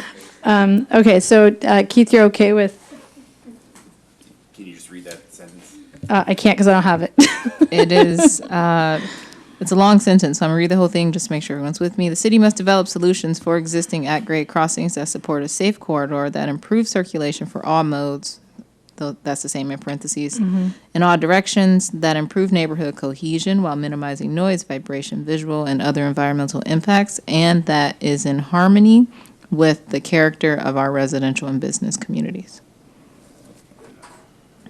Okay, who is the second? Pat, are you okay with that? Yes. Microphone? Great. Anyone? Thank you. Sure. Okay, so we'll take a vote. All those in favor of adopting this new updated problem statement as the goal of XCAP, say aye. Aye. Anyone against? Any nays? Larry's a no? Okay. Any abstentions? Okay. Just want to check in with Larry. Larry, is it more just because you think this is not a useful time, but not because you object to the statement? I'm trying to... I do. No, I think that the statement is going to end up being troublesome if anybody really relies on it. And I think the public really has told us that they're not interested in it because they don't. This isn't the way the decision is going to be made. Criteria are fine, as I've said before, and I think we ought to quantify them. But when you start putting some of these statements in there opposed to each other, you're just getting yourselves, I think, in a morass. For example, it's conceivable that sound concerns are opposed to visual concerns. So how do you resolve all those? And the stuff about keeping them, whether you talk about neighborhood cohesion or any of the alternative wordings that you put forth, all you're doing is putting weapons in the hands of certain aspects of one neighborhood against the other. They're going to say, oh, our neighborhood's getting a bad deal, and some other neighborhood might be saying that that's the alternative we want. We already see that. So I don't know what you're accomplishing by doing this. I think where we have an unstated cohesion as to where we're going. The council's told us where we're going. So I think this is just a useless exercise. Okay. So can I change my vote to nay? Sure. I'd like to change my vote to nay from nay To a no? to a no. Okay. Is there anybody else who would like to change their vote in light of Larry's things? I guess I feel like the community's already started doing that, even with the matrices, and that's sort of why I made my little, I don't know if you saw, Larry, I made a little interactive version of the South Options Matrix, where you could sort of determine how important you thought the different criteria were, and then it would spit out, what the ranking was of the options based on that. And so I think that's already something that's kind of on the table, so I don't feel like that's my opinion, is that we're not giving them any more ammo than they already have. I will say, as chair, I don't feel comfortable moving forward with going through with the vote and adopting something without, we also don't have everybody here. We have a very low quorum today. And so I feel like this is something that perhaps we can, I don't know, maybe we can bring this back when we get closer to the criteria conversation, because we're going to have a while where we have to do other business stuff, and then we can bring it up again if we feel strongly that we need it, and or once we've had a chance to meet with the city to discuss kind of the communication stuff going forward in the town halls, to understand whether we feel like we really need a statement to be able to put something out. Does that feel good? I'd like to hear from the committee members. I'm comfortable tabling it. Okay. I think so too. There aren't as many people that should be here, so yeah. Great. Okay, so we will hold on that motion and we will table it to a future date. But thank you for playing. Okay, and so let's see. We have a staff update. Actually, just one item of note. I hate to admit, I haven't noticed it myself, but have others noticed the foundations for electrification poles going in? You have? Yes. Yeah. So I'm told that they're very far along, and staff is currently working with Caltrain to identify some nights during which they will be closing the grade crossings just overnight, one night at a time, for the purpose of ensuring that they can complete the foundations that are near our crossings. So that, just so everyone is aware, that construction is proceeding. Yeah. Thanks for bringing that up. I've been meaning to ask in conjunction with that, when are they going to be taking down a lot of the trees and shrubbery? Actually, I believe virtually all of that work has already been done. It's already been done? Yes. As needed for electrification. Yeah, what about for the operation, so that when they don't have anything, the goal is not to have anything overhanging the wires? Certainly, in the process of construction, as they put in the poles, they're doing the foundations, they'll put up the poles, then they string the wires, as might be typical of a construction project. Once you do all of that, you realize, oh, those branches are in the way. I think there is the possibility that they come back and do some additional, but at this point, I think it's been pretty well vetted in terms of where they felt that there were conflicts with existing landscaping. Okay, well, I will plead innocent or not knowledgeable. Has anybody really noticed the difference in the trees and shrubbery and so forth? No. No. Just curious about the poles. Okay, so they're taking some stuff down, but we don't notice it. It's possible there's some areas like Churchill where it's tighter that they may have had to do more, but down by my area, down by Charleston, it's so wide there, I don't think you'd notice it. Okay, good, thanks. Originally, in the summer, I think they were expecting to be done by now. I don't have a schedule, but I do think it was always planned that the foundations would go in first, and then we'll see the poles go in later, because there's a different set of work involved. Although, in fact, as a part of the packet that was sent out for this meeting, there is a very detailed report on update on the electrification project, and I'm sure there is a date in that series of many, many pages. This is a report from Caltrain staff to the LPMG, the local policymaker group, that was distributed in the information for tonight's meeting. So I'll see if I can find it. And I'll include that on the website. It was distributed to the XCAP, but not everyone on the distribution list. Okay. Any other staff updates? Nope, that's it. Nope. Okay, great. All right, well, thank you. With that, I would just remind everyone before we adjourn that, so Monday night, City Council, 5:30, I will be giving the update, and City Council will be getting their update. So that's it. All right, with that, we're adjourned. Thank you.